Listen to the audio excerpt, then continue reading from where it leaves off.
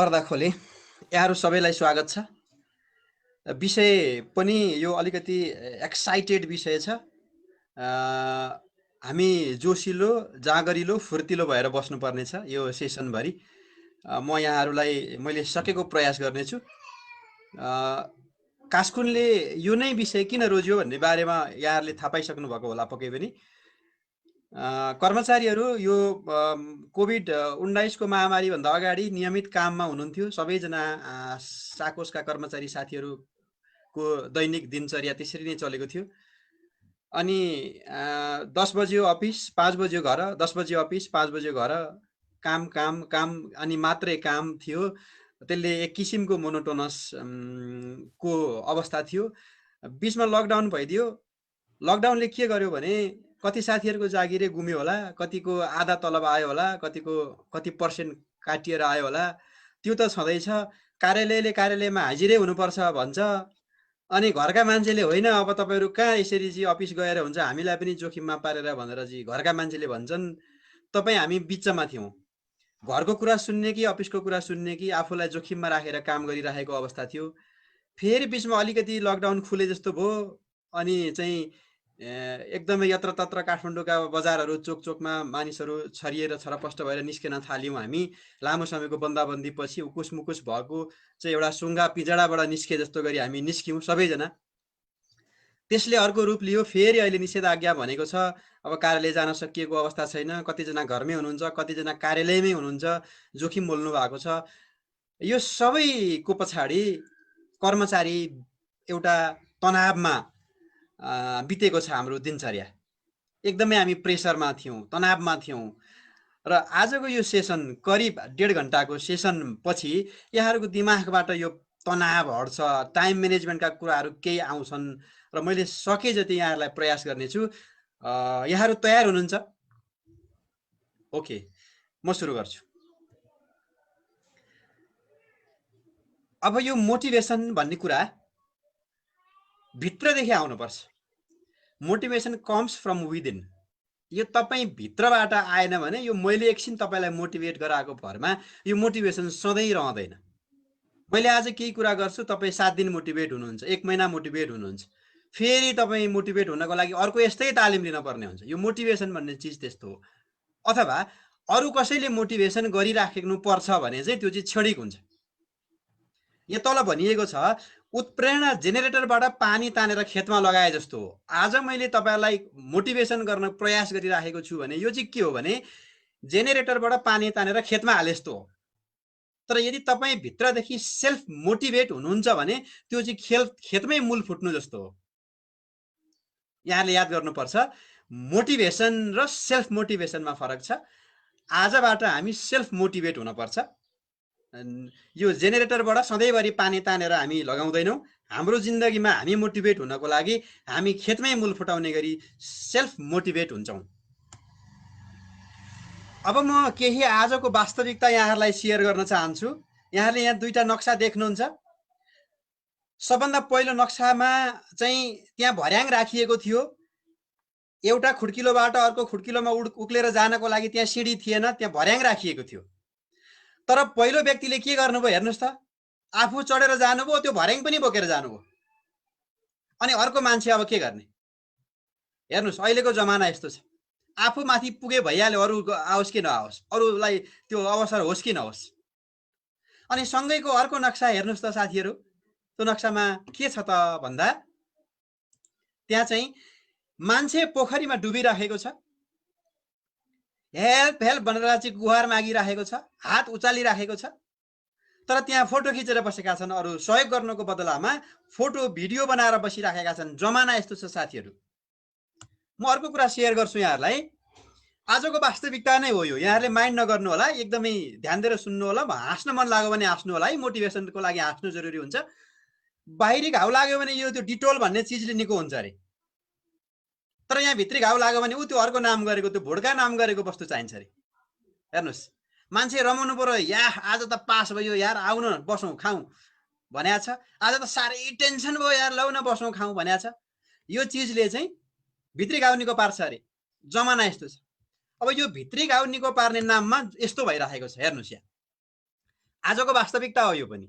यहाँ खाली बोतल बटुलेर हिँड्नेहरूले जमिन किनेर घर बनाए, अनि ती बोतल खाली पार्ने, ती भुड्काका बोतलहरू खाली पार्नेहरूले चाहिँ जमिन बेचेर परिवार रुवाए अरे। यो आजको रियालिटी हो। त्यस कारणले गर्दा हामी यसमा सधैँभरि सजग हुनुपर्छ। रियालिटी यहाँलाई कस्तो लाग्छ? म अगाडि बढेँ।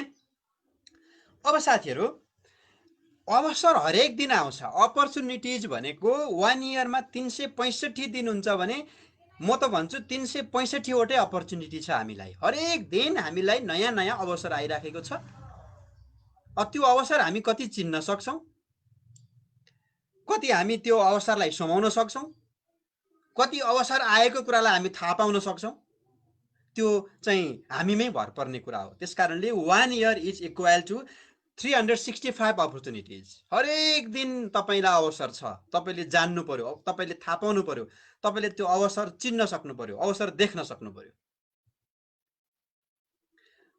अब हेर्नुहोस्, तपाईँ हामी सबैको एउटै समस्या, एउटै बानी के छ त भन्दा, यहाँनिर मैले यहाँ बक्समा केही कुरा सेयर गरिरहेको छु। हामीलाई मनी चाहिन्छ, पैसा चाहिन्छ, हामीलाई नाम चाहिन्छ, हामीलाई पावर चाहिन्छ, हामीलाई बौद्धिकता चाहिन्छ, हामीलाई मान सम्मान चाहिन्छ, अनि हामीलाई जित्नुपर्छ।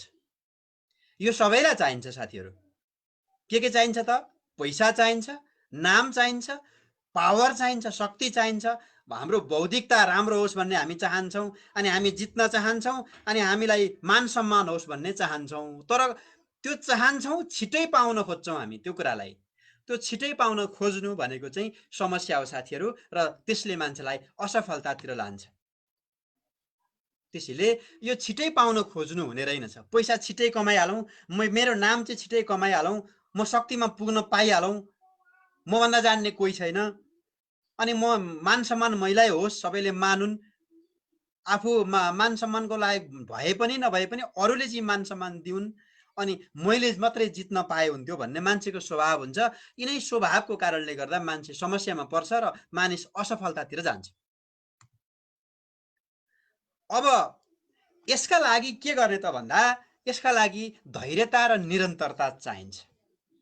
यसका लागि तपाईसँग धैर्यता र निरन्तरता भयो भने मात्रै यो सम्भव छ।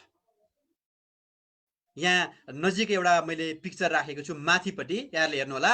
Followers will never know how hard the leader tries to create path. यो अगाडि हिँडिराखेको जुन एउटा जनावर छ, यसले यो हिउँमा जसरी बाटो बनाएर अगाडि गइराखेको छ, यो रातोले यहाँ सिग्नल गरिएको छ, त्यो पछाडि आउनेलाई त्यति परिश्रम परेको छैन, अगाडि बनाइदिनेले बनाइदिएको बाटो हिँडिराखेका छन्। त्यसैले साथीहरू एउटा कुरा याद गर्नु होला, अर्काले बनाउ गरेको बाटोमा हामी हिँड्छौँ भने हामीलाई पक्कै पनि सजिलो हुन्छ, तर आफैले त्यो बाटो बनाउनु पर्यो भने हामीलाई पक्कै पनि गाह्रो हुन्छ। त्यस कारणले गर्दा निरन्तरताको शक्ति चाहिँ सबैभन्दा ठुलो शक्ति हो। त्यसैले छोड्न हुँदैन। कुनै पनि क्षेत्रमा तपाईँ हुनुहुन्छ भने निरन्तर लागिरहनुहोस्, बीचमा नछोड्नुहोस्। अब 100 जना जुममा हुनुहुन्छ, फेसबुक लाइभबाट 500 जना जतिले हेर्दै हुनुहुन्छ, युट्युबमा पनि लाइभ भइराखेको छ, यहाँले हेरिरहनु भएको छ। सबैजनालाई मेरो प्रश्न के हो भने, तपाईँले आजसम्म जति गर्नुभएको छ के त्यति मात्रै हो त तपाईँको क्षमता?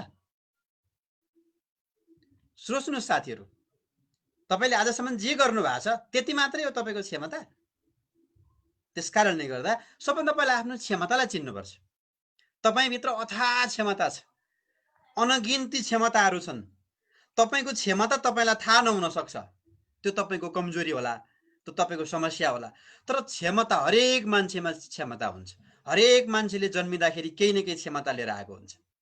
भगवानले जन्मेर आउँदा त धेरै जान्ने हुनु तथास्तु, त ठिक्कको मात्रै जान्ने हुनु तथास्तु, त चाहिँ साह्रै कमजोर हुनु है तथास्तु भनेको हुँदैन। त्यस कारणले हरेकलाई समान दिमाग दिएको हुन्छ, हरेकलाई बराबर क्षमता दिएको हुन्छ। जसले आफ्नो क्षमता चिन्छ ऊ जिन्दगीमा अगाडि बढ्छ, जिन्दगीमा धेरै उन्नति प्रगति गर्छ। जसले आफ्नो क्षमतालाई चिन्दैन ऊ चाहिँ भाग्यलाई सरापेर बस्छ। मेरो भाग्यमै यस्तै लेखाएर छ, मैले यति मात्रै पाएँ भन्छ, त्यो होइन। भाग्यमा कसैको पनि यति मात्रै भनेर लेखेको हुँदैन हजुर। त्यस कारणले हामीले बुझ्न जरुरी के छ भने आफ्नो क्षमता कति हो भन्ने कुरा थाहा पाउनुपर्छ। अब म अर्को प्रसङ्गमा गएँ। यी कुराहरू पनि विचार गर्नुपर्छ हामीले। यहाँ केही कुराहरू म बताउँदैछु, ती कुराहरू हामीले विचार गर्नुपर्छ। जीवन तपाईँले सोचे जस्तो कहिले पनि हुँदैन साथीहरू। जीवन तपाईँले सोचे जस्तो कहिले पनि हुँदैन। तपाईँले त राम्रै गर्न सोच्नु भएको हुन्छ, तर जीवन अर्कैतिर गइराखेको हुन्छ। अनि तपाईँ सफल भएको सबैले हेर्न चाहन्छन् त? तपाईँले यो कुरा कतिको याद गर्नु भएको छ? तपाईँ सफल भएको सबैले हेर्न चाहँदैनन् साथीहरू। अनि अर्को कुरा पनि विचार गर्नुपर्छ, तपाईँको लक्ष्य प्रष्ट भएमा मात्र यात्रा सफल हुन्छ। तपाईँ जिन्दगीको यात्रामा अगाडि बढ्नु छ भने तपाईँका लक्ष्यहरू प्रष्ट हुनु पर्यो। अनि जित्नेहरूले कहिल्यै पनि बाहना बनाउँदैनन् साथीहरू। तपाईँ यदि दौडमा जित्नुहुन्छ, तपाईँ यो जिन्दगीको यात्रालाई चाहिँ पहिले जित्नुहुन्छ, तपाईँ सफल हुनुपर्छ, तपाईँ जागिरे जीवनमा सफल हुनुपर्छ, तपाईँले चाहिँ अरू जस्तै रोल मोडल हुनुपर्छ भने तपाईँले बहाना बनाउन छोड्नुपर्छ। जित्नेहरूले कहिले पनि बहाना बनाउँदैनन् साथीहरू। अनि अल्छी शरीरमा अल्छी हुँदैन। शरीरको अल्छी भनेको एकैछिनमा सकिन्छ। तपाईँको मानसिक अल्छीले गर्दा तपाईँलाई समस्या भइराखेको छ। भोलि गरौँला भन्नुहुन्छ, पर्सि गरौँला भन्नुहुन्छ, अरू केही छैन।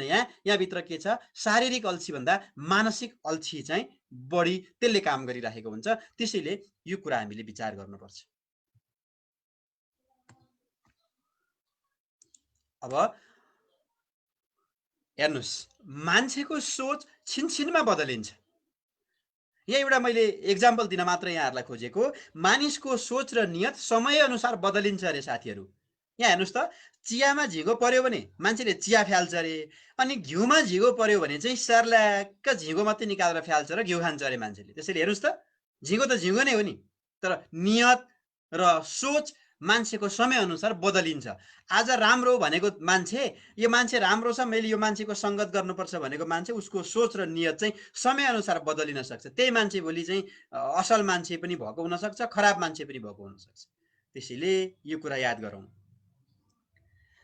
यो सबै कुरा गरिरहँदा मैले के नेगेटिभ कुराहरू गरेँ, अलिकति वास्तविकता बताएँ, अलिकति के नेगेटिभ कुराहरू गरेँ। अब म अलिकति पोजिटिभपट्टि जान्छु। अब हामी एकछिन पोजिटिभ सोचौँ। यो दुनियाँमा असम्भव भन्ने कुरा केही पनि छैन। यो दुनियाँमा तपाईँले र मैले गर्न नसक्ने कुरा केही पनि छैन। तर यदि हामीले भित्रदेखि चाह्यौँ भने यो सबै कुरा सम्भव हुन्छ। यदि हामीले यो भित्रदेखि चाहेनौँ भने केही पनि कुरा सम्भव हुँदैन। मैले यहाँ एउटा कुरा देखाइराखेको छु। यो सबैको पछाडि के छ त भन्दा training, education. The learning opportunities are more valuable than the money. पैसाभन्दा ठुलो चाहिँ सिकाइ हो अरे। त्यसैले तपाईँ जागिरे जीवनमा हुनुहुन्छ भने निरन्तर सिकिराख्नुहोस्। तपाईँले आज सिकेको कुरा भोलि आउटडेटेड हुन्छ, भोलि त्यो डेट एक्सपायर भइसकेको हुन्छ, भोलि नयाँ चिज आइसकेको हुन्छ। त्यस कारणले सबै कर्मचारी साथीहरू, हामी जति पनि यहाँ आज जोडिएका छौँ, हामीले निरन्तर सिक्ने कुरालाई कहिले पनि छोड्नु हुँदैन। त्यो चाहिँ के हो त? तपाईँले महिनामारी खनखनी पाउने त्यो नगद भन्दा पनि ठुलो अपर्च्युनिटी चाहिँ सिक्न पाउने अपर्च्युनिटी हो अरे। आज यो हामी घर घरमा बसेर यसरी सिक्ने अवसर यसरी मिलिराखेको छ। कुनै बेलामा यस्ता तालिमहरू हामीले कहीँ गएर पे गरेर पैसा तिरेर सिकेका थियौँ। यति कुरा मात्रै हामीले आज म जुन कुरा तपाईँलाई सेयर गरिरहेको छु, यो कुनै मोटिभेसनल स्पिकरले मलाई पढाउँदाखेरि मैले पैसा तिरेको थिएँ। आज त्यही कुरा मैले तपाईँहरूलाई यहाँ सेयर गर्ने मौका पाएँ। त्यसैले यो सिकाइ भनेको कहिले सशुल्क पनि हुन्छ, कहिले निशुल्क पनि हुन्छ। यस्ता अपर्च्युनिटीहरू हामीले कुनै पनि अपर्च्युनिटीहरू कहिले पनि छोड्नु हुँदैन। अब म साथीहरूलाई एउटा यहाँ रोचक एउटा हरिणको कथा चाहिँ स्मरण गराउन चाहन्छु, कथा सुनाउन चाहन्छु। एउटा हरिण थियो, गर्भवती हरिण। त्यो गर्भवती हरिणले प्रसव पीडामा आफूलाई छटपटाइरहेको थियो। उसको बच्चालाई जन्म दिनु थियो र अब उसले सुरक्षित ठाउँमा कहाँ लगेर म त्यो बच्चालाई जन्म दिन्छु भनेर उसले यत्रतत्र हेरेर हिँड्ने क्रममा उसले सुरक्षित ठाउँ खोजिराखेको थियो। त्यो गर्भवती हरिणले त्यस्तो जग्गा ठाउँ खोजिराखेकी थिए। अनि उसले घुम्दै जाँदा, हेर्दै जाँदा एउटा ठाउँ भेटी, नदीको किनारमा एउटा सानो झाडी भेटी। यही जग्गा मेरो लागि, यही स्थान मेरो लागि सुरक्षित हुन्छ बच्चा जन्माउनको लागि भनेर उसले त्यहाँ चाहिँ आफ्नो गर्भ धारण गर्ने, गर्भ चाहिँ बच्चा जन्माउने उसले चाहिँ निधो गरी र उसले त्यहाँ उसले चाहिँ जब उसले आफ्नो चाहिँ प्रसव पीडाबाट छटपटिराखेपछि जब ऊ बच्चा जन्माउने क्रममा थिए, उसले ठ्याक्कै आफ्नो आँखा अगाडि देख्ने बित्तिकै त्यहाँ चाहिँ दिनभरि शिकार, कुनै पनि शिकार नभेटेर चाहिँ त्यही हरिणलाई चाहिँ ताकिराखेको एउटा शिकारीको चाहिँ बन्दुकको निशाना चाहिँ उप्रति फर्किराखेको त्यो हरिणले देखी। अनि अब पूर्वपट्टि त्यो देखि ऊ लगत्तै पश्चिमपट्टि फर्केर पश्चिमपट्टि फर्केर हेर्दाखेरि पुरै चाहिँ त्यो चौरीमा त्यो चाहिँ आगो लागेको देखि, पुरा आगलागी भइरहेको, आगो आफूतिर आइरहेको देखि उसले उत्तरतर्फ उत्तरतर्फ बडेमानको त्यो सिंह चाहिँ आफूप्रति नै चाहिँ गर्जिरहेको, आफूप्रति नै आइरहेको देखि अनि अर्को पश्चिमपट्टि उसले पश्चिमपट्टि ठुलो खोला छ, फड्केर ऊ त्यहाँ पारी तर्न पनि सक्दिन। उसले कता भागौँ ऊ छटपटिन थाली। छटपटिएपछि उसले के निदो गरी भन्दाखेरि उसले भगवानलाई भरोसा गरे। समस्या आउँछ, समाधान पनि आउँछ उसले सोची। त्यसपछि उसले केही नगरी त्यहीँ उसले बसिराखी। अनि नभन्दै के भइदियो त्यहाँ भन्दाखेरि एकदमै ठुलो गडगडाटका साथ आकाश गर्जेर चट्याङ पर्यो। चट्याङ परेपछि त्यो शिकारीको निशाना चाहिँ हरिणलाई लाग्नुपर्ने त्यसको ठिक विपरीतमा रहेको चाहिँ सिंहलाई लाग्यो। सिंहलाई लागिसके पछाडि त्यो घाइते, एक गोली लागेको घाइते सिंह अब घाइते भएपछि त्यही शिकारीको पछि शिकारीलाई आक्रमण गर्न चाहिँ त्यो सिंह कुद्यो। सिंह त्यतातिर गयो, शिकारी पनि भागो रे भाग भयो। अनि आकाश गर्जेर ठुलो मेघ गर्जनका साथ पानी पर्यो। पानी परेपछि त्यो दनदनी सल्किरहेको आगो पनि निभ्यो। सबै चिजको समाधान भयो। अनि त्यो गर्भवती हरिणले आफ्नो बच्चालाई सुरक्षित साथ जन्म दिन सकिन्। यहाँहरूले यसबाट के बुझ्नुभयो भने हेर्नुहोस्, समस्या कसलाई आउँदैन, समस्या कहाँ छैन। यस्ता महामारी चाहिँ दुनियाँमा सबैलाई आएका छन्। तपाईँ हामी सबैलाई परेको छ यो समस्या। त्यसैले साथीहरू आत्तिनु हुने रहेनछ। सबै चिज गर्न मिल्ने रहेछ। बरु म त भन्छु मिल्छ भने चरेस पनि खानुस्, तर हरेस नखानुस्। मान्छेले जब हरेस खान्छ सब चिज सकिन्छ। यदि यो हरिण, यो गर्भवती हरिणले हरेस खाएको भए के हुन्थ्यो? ऊ छटपटिएर कतै दौडिनु पर्थ्यो, कि आगोमा जानु पर्थ्यो, कि खोलामा आम फाल्नु पर्थ्यो, कि सिंहतिर जानु पर्थ्यो, कि चाहिँ शिकारीको निशानामा पर्न पर्थ्यो। तर केही पनि भएन। त्यसैले हरेक चिजको समस्या छ साथीहरू। समस्या सँगसँगै समाधान पनि हुन्छ। हामीले यो बुझ्न जरुरी छ। यहाँलाई यो कथा कस्तो लाग्यो? अब म फेरि अगाडि बढेँ। जो व्यक्तिले आफ्ना लक्ष्यहरू बनाएको हुँदैन उसले फरक केही पनि गर्न सकेको हुँदैन साथीहरू यो दुनियाँमा।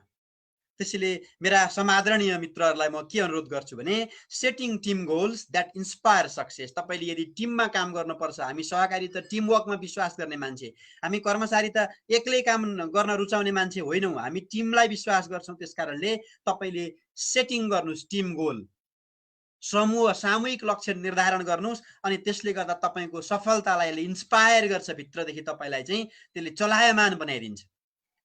र यहाँहरूलाई म के पनि अनुरोध गर्छु भने सपनाले मानिसहरूलाई चलायमान अथवा गतिशील बनाउँछ साथीहरू। जसले यो जीवनमा सपनै देखेको छैन उसले लक्ष्य केही पनि प्राप्त गर्दैन, उसले यो दुनियाँमा केही पनि प्राप्त गर्दैन। No plan no achievement. कुनै योजना छैन, कुनै सपना छैन, उसले के हासिल गर्ने, कुनै कुरा उसलाई थाहा हुँदैन। जति पाउँछ मैले भाग्यले पाएको भन्छ उसले। त्यसकारणले गर्दा लक्ष्य निर्धारण गरेर हामी अगाडि बढ्यौँ भने यस्ता सानातिना समस्याले हामीलाई कहिल्यै पनि विचलित बनाउन सक्दैन, हामीलाई रोक्न पनि सक्दैन। अब साथीहरू, यदि तपाईँले लक्ष्य त बनाउनु भयो, तर यहाँ के गर्नुपर्छ अब भन्ने कुरा पनि ख्याल गर्नु। यदि लक्ष्यलाई तपाईँले आफ्नो आँखाबाट हटाउनु भयो भने तपाईँले अवरोधै अवरोध देख्नुहुन्छ। अघि बनाएका लक्ष्यहरू जुन छन्, तपाईँलाई मैले लक्ष्य बनाउनु पर्छ अनि मात्रै अगाडि बढ्न सकिन्छ भनेको छु, त्यो बनाएका लक्ष्यहरूबाट आँखा हटाउनु हुँदैन। तपाईँले निरन्तर त्यो लक्ष्यमा आँखा राखिराख्नुहोस्। यदि राख्नुहुन्न भने तपाईँले अवरोधै अवरोध देख्नुहुन्छ। तर यदि लक्ष्यमा आँखा स्थिर राख्नुभयो भने तपाईँले अवसरै अवसर देख्नुहुन्छ। र साथीहरू, सुतेर त केवल निन्द्रा मात्र पुरा हुन्छ, सपना पुरा गर्न त उठ्नुपर्छ साथीहरू। सुतेर त केवल निन्द्रा मात्र पुरा हुन्छ, तर सपना पुरा गर्न उठ्नै पर्छ साथीहरू। अब उठ्नुपर्छ भनेपछि मैले यहाँहरूलाई के अनुरोध गर्छु भने कसरी उठ्ने त? बिहान उठ्दाका साथ, उठ्ना साथ, उठ्दैखेरि तपाईँले डिटर्मिनेसनका साथ उठ्नुहोस्। Wake up with determination, go to bed with satisfaction. तपाईँले दिनभरि आफूले काम गरेको सम्झेर आनन्द लिएर सुत्नुहोस् रे। बिहान म यति चाहिँ गरेरै छोड्छु भनेर एउटा चाहिँ प्रणका साथ उठ्नुहोस् रे। सुत्ने र उठ्ने त जसले पनि गर्छन् साथीहरू। तपाईँ हामी सामान्य मान्छे होइन, तपाईँ हामी एउटा संस्था आँकेर बसेका मान्छे हौँ, तपाईँ हामी एउटा लिडर हौँ, यो अभियानका हामी चाहिँ एउटा चाहिँ असल कर्मचारीहरू हौँ, कुनै पनि समस्यामा हामी विचलित नहुने कर्मचारीहरू हौँ। त्यसकारणले गर्दा हाम्रो सुताइ र उठाइहरूभन्दा फरक हुनुपर्छ साथीहरू। यो दुनियाँमा बाँच्न त साथीहरू चरामुसा पनि बाँचेका छन्। बाँच्नकै लागि मात्रै हामी जन्मेका हौँ त? होइन। त्यसकारणले हामीले जिन्दगी जिउनुपर्छ। हामी मानिस भएर जन्म लिएपछि यो धरतीमा केही न केही गर्नपर्छ। अरूलाई केही न केही यो मान्छेले यति गर्यो है भन्ने नाम कमाउनुपर्छ। त्यसकारणले म त जहिले पनि भन्ने गर्छु, एउटा प्रणका साथ, एउटा हौसलाका साथ, एउटा जोसका साथ उठ्ने गर्नुहोस् हरेक बिहान। अनि तपाईँ आफूलाई नै भन्ने गर्नुहोस्, दिनभरि काम गरेकोलाई सम्झिनुहोस् र आनन्द लिएर मैले स्याबास कृष्ण तैँले यति काम राम्रो गरिस् भनेर आफैलाई धाप मार्नुहोस्। आफैलाई ऐनाको अगाडि राखेर स्याबासी दिनुहोस् अनि सुत्नुहोस्। तपाईँलाई राम्रो निन्द्रा पर्छ। Think positive. अब यो सबै भइसक्दा उठ्ने सुत्ने सबै कुरा मैले गरिसकेँ। अब यहाँलाई एउटा महत्त्वपूर्ण अर्को एउटा टिप्स म बताउन चाहन्छु। यो के हो त भन्दा क्रिएट पोजिटिभ एटमोस्फियर। हेर्नुहोस्, कार्यालयमा काम गर्ने तपाईँको कार्यालयमा 5 जना 7 जना 10 जना 15 जना 50 जना 100 जना कर्मचारीहरू हुनुहुन्छ होला। विभिन्न शाखाहरू होलान्, सेवा केन्द्रहरू होलान्, अथवा मुख्य कार्यालयमा पनि धेरै कर्मचारीहरू होलान्। तर हेर्नुहोस्, त्यहाँ वातावरण पोजिटिभ छैन भने त्यहाँ काम गर्ने अवसर, काम गर्ने कसैलाई पनि मन लाग्दैन। तपाईँ एउटा व्यक्तिले, तपाईँ आज जसले यो सुन्दै हुनुहुन्छ हरेकलाई म भन्छु, मेरो अनुरोध, तपाईँले positive environment, positive atmosphere create गरिदिनुहोस्। त्यसले गर्दा सबैलाई काम गर्न मजा आओस्, अफिस जाउँ जाउँ लागोस्, घर परिवार बिर्सियोस्। तपाईँको एउटा पोजिटिभ एटमोस्फियरले यो क्रिएट गर्न सक्नुभयो भने यो यस्तो भन्छ। अब म यसलाई अझ यहाँलाई प्रश्न पार्नको लागि एउटा प्रसङ्गमा जान्छु। यहाँलाई म यहाँ एउटा प्रसङ्ग बताउँछु। सचिन तेन्दुलकर र अनिल कुम्बले दुईटै इन्डियाका क्रिकेट खेलाडीहरू हुन्। मैले फेरि पनि दोहोऱ्याएँ, सचिन तेन्दुलकर र अनिल कुम्बले दुईजनै इन्डियाका क्रिकेट खेलाडीहरू हुन्। तर सचिन तेन्दुलकर राम्रो ब्याट्सम्यान हुन्, उनले ब्याटिङ गर्थे, र अनिल कुम्बले भनेको बलर हुन्, उनले राम्रो बलिङ गर्थे। दुवैको आफ्नो आफ्नो काम हो, एकजनाको ब्याटिङ गर्ने, एकजनाको बलिङ गर्ने। अब मैले प्रसङ्ग कहाँनिर जोड्न खोजेँ भन्दा क्रिएट पोजिटिभ एटमोस्फियरलाई यहाँ अलिकति बुझाउन खोजेँ। अब एकचोटि क्रिजमा चाहिँ त्यो क्रिकेटको पिचमा एकापट्टि सचिन तेन्दुलकर जो ब्याट्सम्यान हो ऊ ब्याटिङ गरिराखेको, अर्कोपट्टि चाहिँ सबै खेलाडीहरू आउट हुँदै हुँदै हुँदै अनिल कुम्बले भन्ने खेलाडी अर्कोपट्टि उसको साइडमा आएको। अनि ब्याटिङ सचिन तेन्दुलकरले गरिराख्दा त राम्रै स्कोर गर्छ, सबैलाई चाहिँ ऊप्रति एउटा भरोसा छ। तर सचिन तेन्दुलकरले ब्याटिङ गर्ने मौकै आउँदैन, अनिल कुम्बलेकै मात्रै चाहिँ ब्याटिङ भइराखेको अवस्था थियो। अब यहाँनिर के गरे सचिन तेन्दुलकरले भन्दाखेरि त्यो वातावरण उसले पोजिटिभ बनाइदिए, क्रिएट पोजिटिभ एटमोस्फियर भयो। त्यहाँ भयो के त भन्दाखेरि अनिल कुम्बलेलाई धाप मारेर सचिन तेन्दुलकरले गो अहेड, अगाडि बढ्नुहोस्, अगाडि बढ्नुहोस्, म छु, चिन्ता नगर्नुहोस्, म छु भनेर एकदम उसलाई चाहिँ धाप मारेर यस ठिक छ, अगाडि बढ्नुहोस्, ठोक्नुहोस्, हिर्काउनुहोस्, अगाडि बढ्नुहोस् भनेर यसरी कुरा गरिसके पछाडि अनिल कुम्बले जस्तो बलरले 60-70 रन हानेका थिए। साथीहरू, पोइन्ट टु बी नोटेड, याद गर्नु होला। सचिन तेन्दुलकरले के गरे, वातावरण बनाइदिए। सफलता कसले हात लाग्यो, कसलाई हात पर्यो, अनिल कुम्बलेलाई हात पर्यो। अब यहाँ अर्को पनि मैले प्रसङ्ग जोड्न चाहेँ। Virat Kohli is a great player due to the positive atmosphere. Virat Kohli पनि राम्रो खेलाडी हुनको पछाडि पोजिटिभ एटमोस्फियरकै हात छ। विराट कोहली यदि केनियाको टिममा भएको भए यति नाम चल्दैन थियो होला। ऊ इन्डियाकै टिममा भएकोले, इन्डिया राम्रो टिम भएकोले, सबै खेलाडीको चाहिँ बराबर योगदान भएकोले त्यहाँनिर पोजिटिभ एटमोस्फियर क्रिएट भयो र विराट कोहली चाहिँ सबैको प्रशंसाको लायक बने, इन्डियाको चाहिँ कप्तान बने। तर यिनै खेलाडी अर्को कुनै देशको चाहिँ प्लेयर भएको भए उनी यति धेरै हाइलाइट हुँदैन थिए साथीहरू। त्यसैले हेर्नुहोस्, पोजिटिभ एटमोस्फियरले यति काम गर्छ। यहाँ हुन्छ के त भन्दा वातावरण एउटाले बनाइदिन्छ। सचिन तेन्दुलकरले वातावरण बनाइदिए, सफलता अरूले प्राप्त गर्छ साथीहरू। तपाईको कार्यालयमा पनि त्यहाँको प्रमुखले एउटा वातावरण मात्रै बनाइदिने काम गर्छ। म्यानेजरले, सिइओले, विभागीय प्रमुखले राम्रो वातावरण बनाइदिन्छ। तर सफलता प्राप्त गर्ने चाहिँ ती फिल्डमा काम गर्ने योद्धाहरूको हो। फिल्डमा काम गर्ने योद्धाहरूले सफलता प्राप्त गरेका हुन्। युद्ध कसले जित्छ भन्दाखेरि मैदानमा उत्रिनेले युद्ध जित्छ, तर घुम्ने कुर्सीमा बसेर युद्ध जितेको हुँदैन, वातावरण मात्रै बनाएको हुन्छ साथीहरू। त्यसकारणले गर्दा हामीले कहिल्यै पनि यो बिर्सिनु हुँदैन कि हामीले वातावरण बनाइदिनुपर्छ। हाम्रा कर्मचारीलाई सञ्चालकज्यूहरूले पनि राम्रो वातावरण दिने, कर्मचारीको प्रमुख साथीहरूले पनि अरू कर्मचारीहरूलाई राम्रो वातावरण बनाइदिने, अगाडि बढ्नुहोस् म छु भन्ने हौसला दिने, प्रेरणा दिने, मोटिभेट गर्ने दिनदिनै।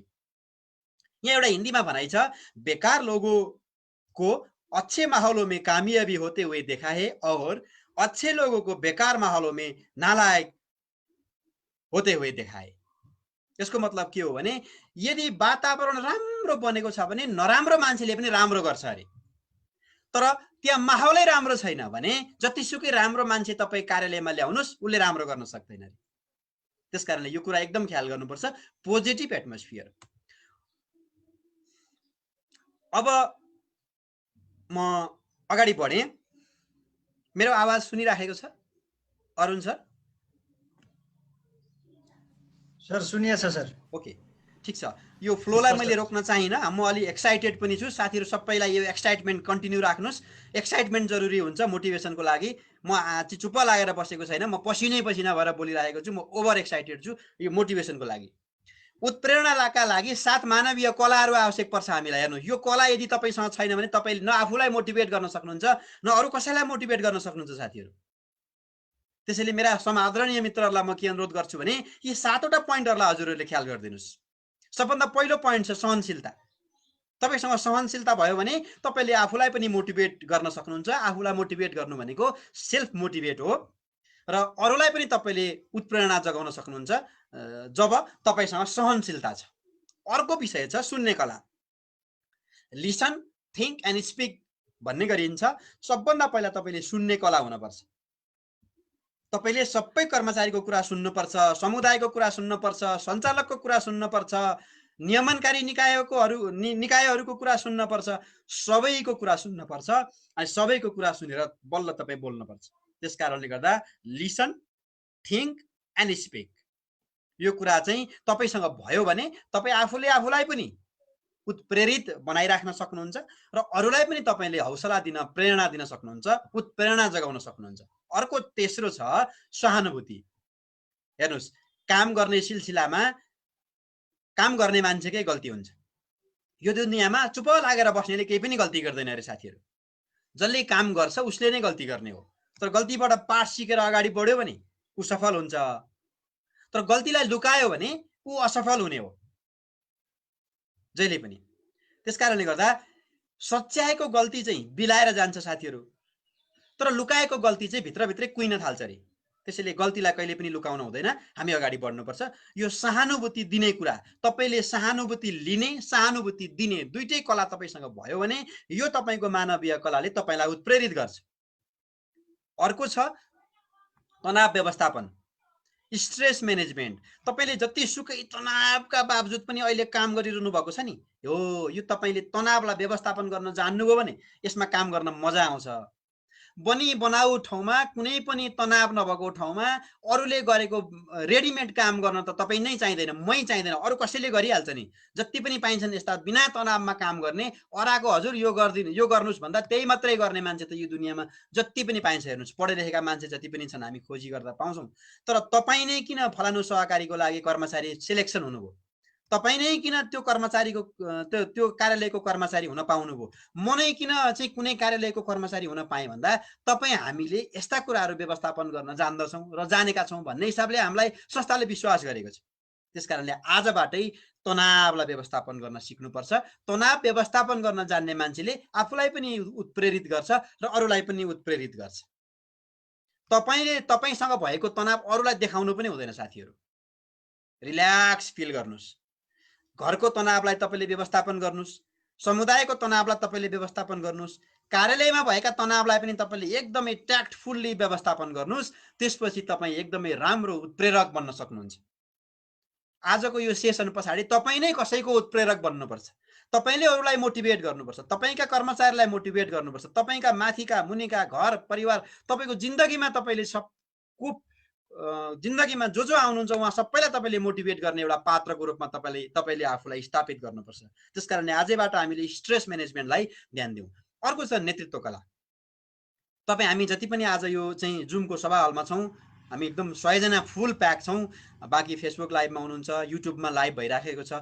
सबैले जहाँ जहाँबाट हेरिरहनु भएको छ देशभरिबाट, मैले सबैलाई के अनुरोध गर्छु विनम्रताका साथ भने लिडरसिप क्वालिटी भएको मान्छेले मात्रै अरूलाई मोटिभेट गर्न सक्छ। जसको नेतृत्व गर्ने कला नै छैन, जसले अरूभन्दा फरक दुईटा कुरा केही जानेकै छैन, उसले अरूलाई कसरी मोटिभेट गर्छ? तपाईँ त रोल मोडल बन्ने हो।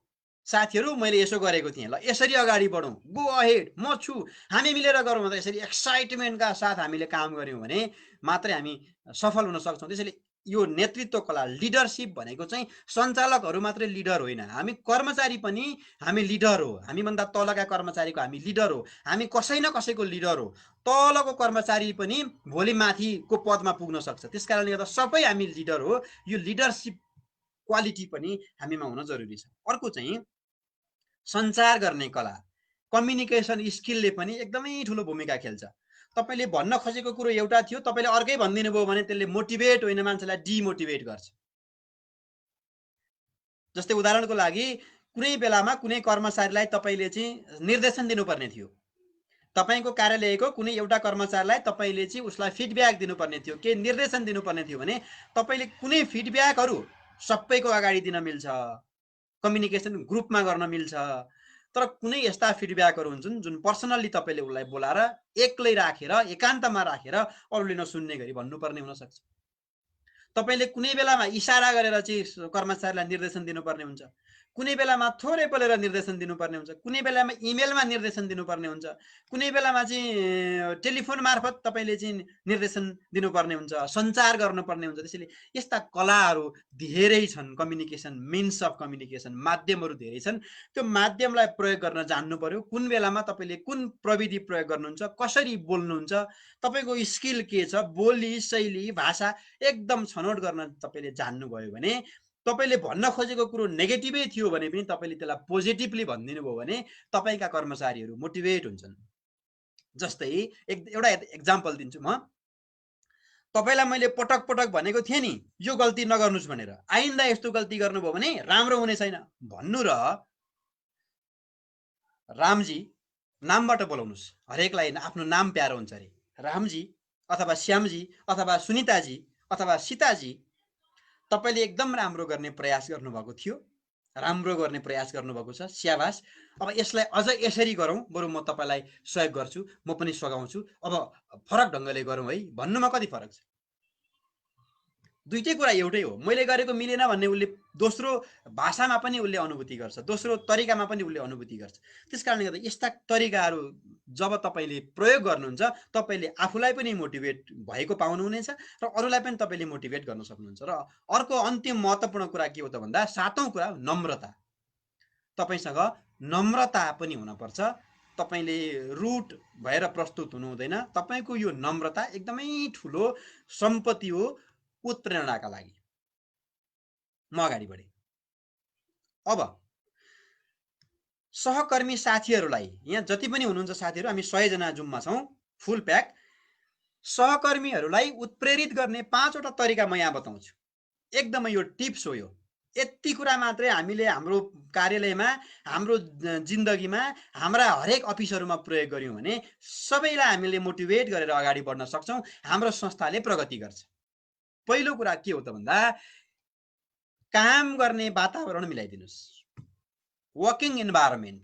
तपाईँको कार्यालयमा काम गर्ने वातावरणै छैन, उसलाई सजिलो गरी बस्नको लागि कुर्सी छैन, उसलाई चाहिने प्रविधि दिनुभएको छैन, उसलाई चाहिँ तपाईँले चाहिँ त्यस्ता चिजहरू मिलाइदिनु भएको छैन, व्यवस्था एकदमै गर्मी हुने कोठा छ, पङ्खाको व्यवस्था छैन, एसीको व्यवस्था छैन, खानेपानी समय समयमा आउँदैन, कोठा एकदमै अँध्यारो छ, कसरी काम गर्न सक्छ?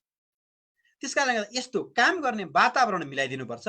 तपाईँले कर्मचारी चाहिँ बिचमा पनि त्यो चाहिँ सम्बन्ध एकदम राम्रो भयो भने वर्किङ इन्भाइरोमेन्ट हुन्छ। घर जस्तो बनाइदिनुहोस् कार्यालयलाई। मैले फेरि घर जस्तो भनिरहँदा, घर भनेको पर्सनल हो, अफिस भनेको प्रोफेसनल हो। फेरि प्रोफेसनलै हुनुपर्छ कार्यालय चाहिँ। तर घरमा जसरी हामी खुलेर कुरा गर्छौँ एकअर्कामा, घरमा एउटा मिलेर आफ्नो आफ्नो काम बाँडेका हुन्छौँ, हरेकको जिम्मेवारी फरक फरक भए पनि त्यहाँ एउटा काम गर्ने वातावरण भए जस्तै त्यस्तो बनाइदिनुहोस् पहिलो। दोस्रो, हरेकलाई कदर गर्नुहोस्, हरेकलाई सम्मान गर्नुहोस्, हरेकलाई प्रशंसा गर्नुहोस्, र सबैलाई पुरस्कारको भागी त पनि हुन्छस् भनेर उसलाई इन्स्योर गराइदिनुस्। यति गर्नुभयो भने मात्रै तपाईले अरूलाई मोटिभेट गर्न सक्नुहुन्छ। अब नराम्रो काम गर्ने कर्मचारीलाई चाहिँ तपाईले कारबाही गर्नुहुन्छ, दण्ड सजाय दिनुहुन्छ, स्पष्टीकरण लिनुहुन्छ। तर राम्रो गर्नेलाई तपाईले पुरस्कार र प्रशंसा दिनुहुन्न भने तराजुको दुईटा पाटा बराबर भएन साथीहरू। तराजुका दुईटा पाटा बराबर हुनुपर्छ। यो तराजुको चाहिँ दुईटा पाटा भनेको के हो भने एकापट्टि दण्ड सजाय, एकापट्टि प्रशंसा र पुरस्कार बराबरी प्रयोग गर्नुपर्छ तपाईले। अनि मात्रै तपाईले तपाईका स्टाफहरूलाई मोटिभेट गर्न सक्नुहुन्छ।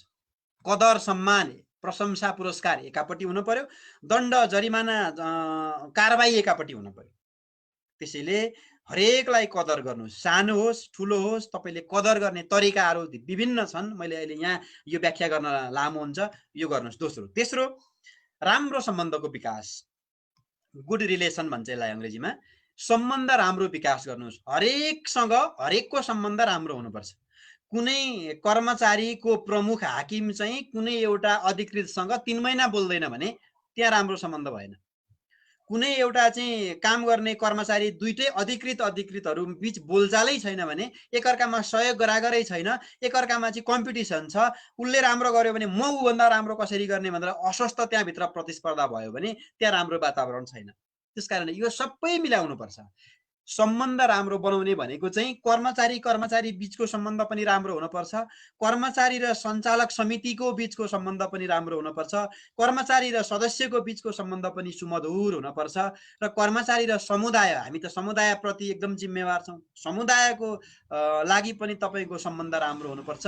र सँगसँगै हाम्रा नियमनकारी निकायहरू, छाता सङ्गठनहरू, जहाँ जहाँ जो हुनुहुन्छ सबैसँगको सम्बन्ध राम्रो बनाउनु भयो भने हामीले हामीलाई उत्प्रेरणा जगाउन सक्छौँ, हाम्रा सहकर्मीहरूलाई हामीले उत्प्रेरित गराइराख्न सक्छौँ। यो तरिका हो। र अर्को छ आफै उदाहरण बन्नुहोस्, बी अ रोल मोडल।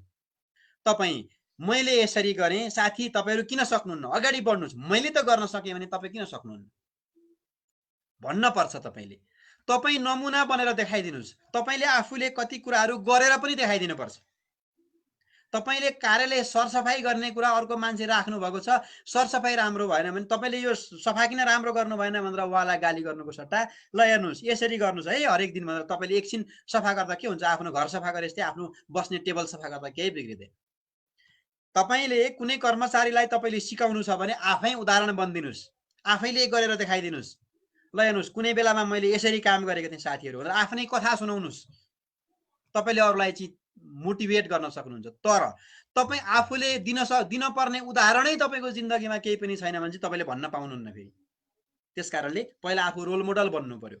तपाईँ एउटा सहकारी क्षेत्रमा तपाईँ जागिर खाँदै हुनुहुन्छ भने यही क्षेत्रमा तपाईँले राम्रो गर्ने चाहिँ कसम खानुहोस्। योभन्दा दायाँ बायाँ अन्तको जागिर खोजेर बस्नु हुँदैन। यही क्षेत्रमा म राम्रो गर्छु भनेर तपाईँ अगाडि बढ्नुभयो भने मात्रै तपाईँले आफूले आफूलाई मोटिभेट गर्न सक्नुहुन्छ। तपाईँ आफूभित्र नै मोटिभेसन छैन भने तपाईँले अरूलाई मोटिभेसन गर्न सक्नुहुन्न। र पाँचौँ कुरा के हो त भन्दा यो तरिकाको पाँचौँ टिप्स के हो भने अख्तियारी दिने। सबै अधिकार आफूले राखेर बस्नुभयो भने तपाईँले काम गर्न सक्नुहुन्न र तपाईँका साथीहरू मोटिभेट पनि हुँदैन। तपाईँका विभिन्न सेवा केन्द्रहरू छन्, सेवा केन्द्रमा चाहिँ 2 रुपियाँ खर्च गर्नु पर्यो, 2 रुपियाँको बिल पास गर्नु पर्यो भने पनि हेड अफिसबाटै स्वीकृति लिनुपर्ने भयो भने अब तपाईँको त्यो कर्मचारी मोटिभेट हुँदैन। तपाईले साना कुरामा चाहिँ आफैले कब्जा गरेर बस्नुभयो भने तपाईँका कर्मचारीहरू मोटिभेट हुँदैनन्। तपाईँका कर्मचारीहरूलाई अथोरिटी डेलिगेट गर्नुहोस्, अधिकारहरू सुम्पिनुहोस्। अधिकारलाई सेन्ट्रलाइज गर्नु हुँदैन कहिले पनि, यसलाई डिसेन्ट्रलाइज गर्नुहोस्। किन यति धेरै संरचना निर्माण गरेको छ हामीले? विभागीय प्रमुख भनेको छ, विभिन्न अधिकृतहरू भनेका छन्, विभागीय अधिकृतहरू भनिएको छ, सम्बन्धित विभिन्न व्यक्तिहरूलाई हामीले चाहिँ तह छुट्याएर चाहिँ विभिन्न फाँटहरूमा विभिन्न शाखाहरूमा हामीले नियुक्त गरेका छौँ। किन गर्यौँ त? एउटै मान्छेले गर्न सकिन्थ्यो भने यो किन चाहिन्थ्यो भन्दा यो एउटा व्यक्तिले गर्दा हुँदैन, हरेकले गर्नुपर्छ। त्यसकारणले अधिकारलाई तपाईँले सङ्कुचन गर्नु हुँदैन। यति 5वटा कुरा गरियो भने हामीले हाम्रा साथीहरूलाई मोटिभेट गर्न सक्छौँ। म अगाडि बढेँ। अब फेरि एउटा कथाको समय भएको छ साथीहरू, एउटा धोबीको कथा म यहाँहरूलाई सुनाउन चाहन्छु। म त्योभन्दा अगाडि एउटा प्रसङ्ग जोड्न चाहन्छु। हामीले अङ्क गणित पनि सिकियो होला, बीजगणित पनि सिकियो, अर्थशास्त्र पनि सिकियो साथीहरू, अनि व्याकरण पनि सिकियो समादरणीय मित्रहरू। तर लडेर उठ्न कहिले पनि सिकिएन छ। हो, आजको बसाइले हामीलाई लडेर उठ्न सिकाउँछ। तपाईले विभिन्न सेक्टरका शिक्षा लिएर पुग्दैन, तपाईले जिन्दगीमा सफलता प्राप्त गर्न, जिन्दगीमा सफल कर्मचारी हुन, अनि यो जिन्दगीको चाहिँ यात्रामा तपाईले अरूलाई भन्दा अगाडि राख्नको लागि तपाईले लडेर उठ्न सिक्नुपर्छ। म अब एउटा प्रसङ्ग यहाँलाई जोड्न चाहन्छु। धोबीको गधा। एउटा धोबीको गधा थियो रे। त्यो गधा चाहिँ धोबिकामा काम गर्दा गर्दा गर्दा गर्दा उमेरले बुढो भएछ। हेर्नुस् है, रिटायर हुने बेला भयो, कामबाट रिटायर हुने बेला भयो, काम गर्न नसक्ने अवस्थामा भयो। त्यो धोबीको गधा बुढो भयो। यसको अर्थ बुझ्नुहोस् है। यसलाई तपाईँले ठ्याक्कै आफ्नो कार्यालयमा कार्यालयलाई सम्झेर पनि बुझ्न सक्नुहुन्छ। म अहिले अन्तिममा बताउँछु। धोबीको गधा बुढो भएपछि सबैले हेला गरे, धोबीले पनि हेला गर्यो। किनभने उसले सोचे जति काम गर्न सकेन। ऊ जब यङ थियो त्यो बेलामा जति उसले काम गर्थ्यो, त्यो बुढेसकालमा उसले काम गर्न सक्दैन। काम गर्न नसकिसके पछाडि सबैको हेलाको पात्र भयो र धोबीले पनि हेला गर्न थाल्यो। अनि धोबीले हेला गरिसकेपछि त्यो धोबीकोमा एउटा कुकुर थियो। त्यो कुकुरले भनेछ धोबीलाई, धोबीको गधालाई, ए गधा, तँलाई यति धेरै यो मालिकले हेला गर्छ र पनि तैँले यो मालिकको धोबीको घर नछोडी किन अहिलेसम्म बसिराखेको त?